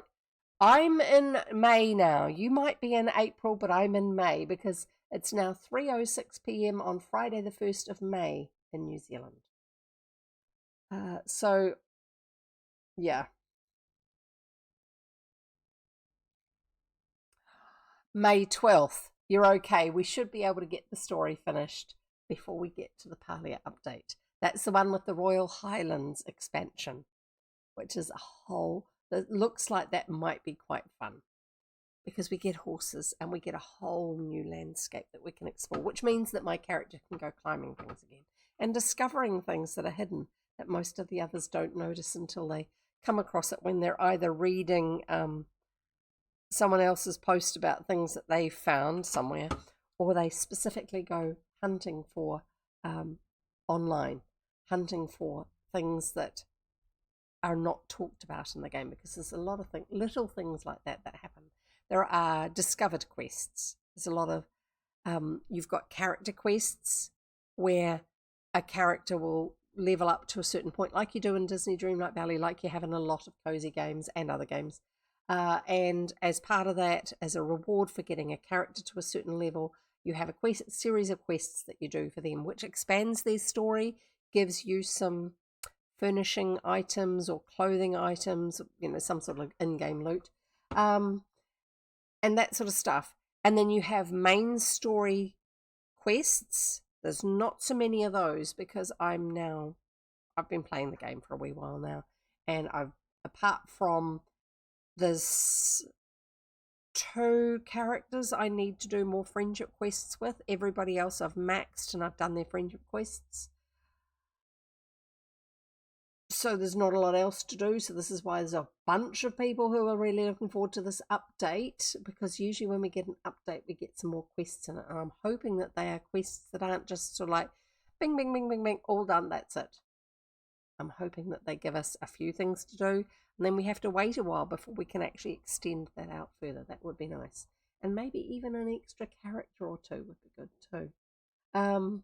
But yeah, discovered quests are ones where you'll be doing something, you'll interact with something, and you retrieve an item which you didn't realize was there. Or sometimes it'll be something you dig it up and it's like, what's this?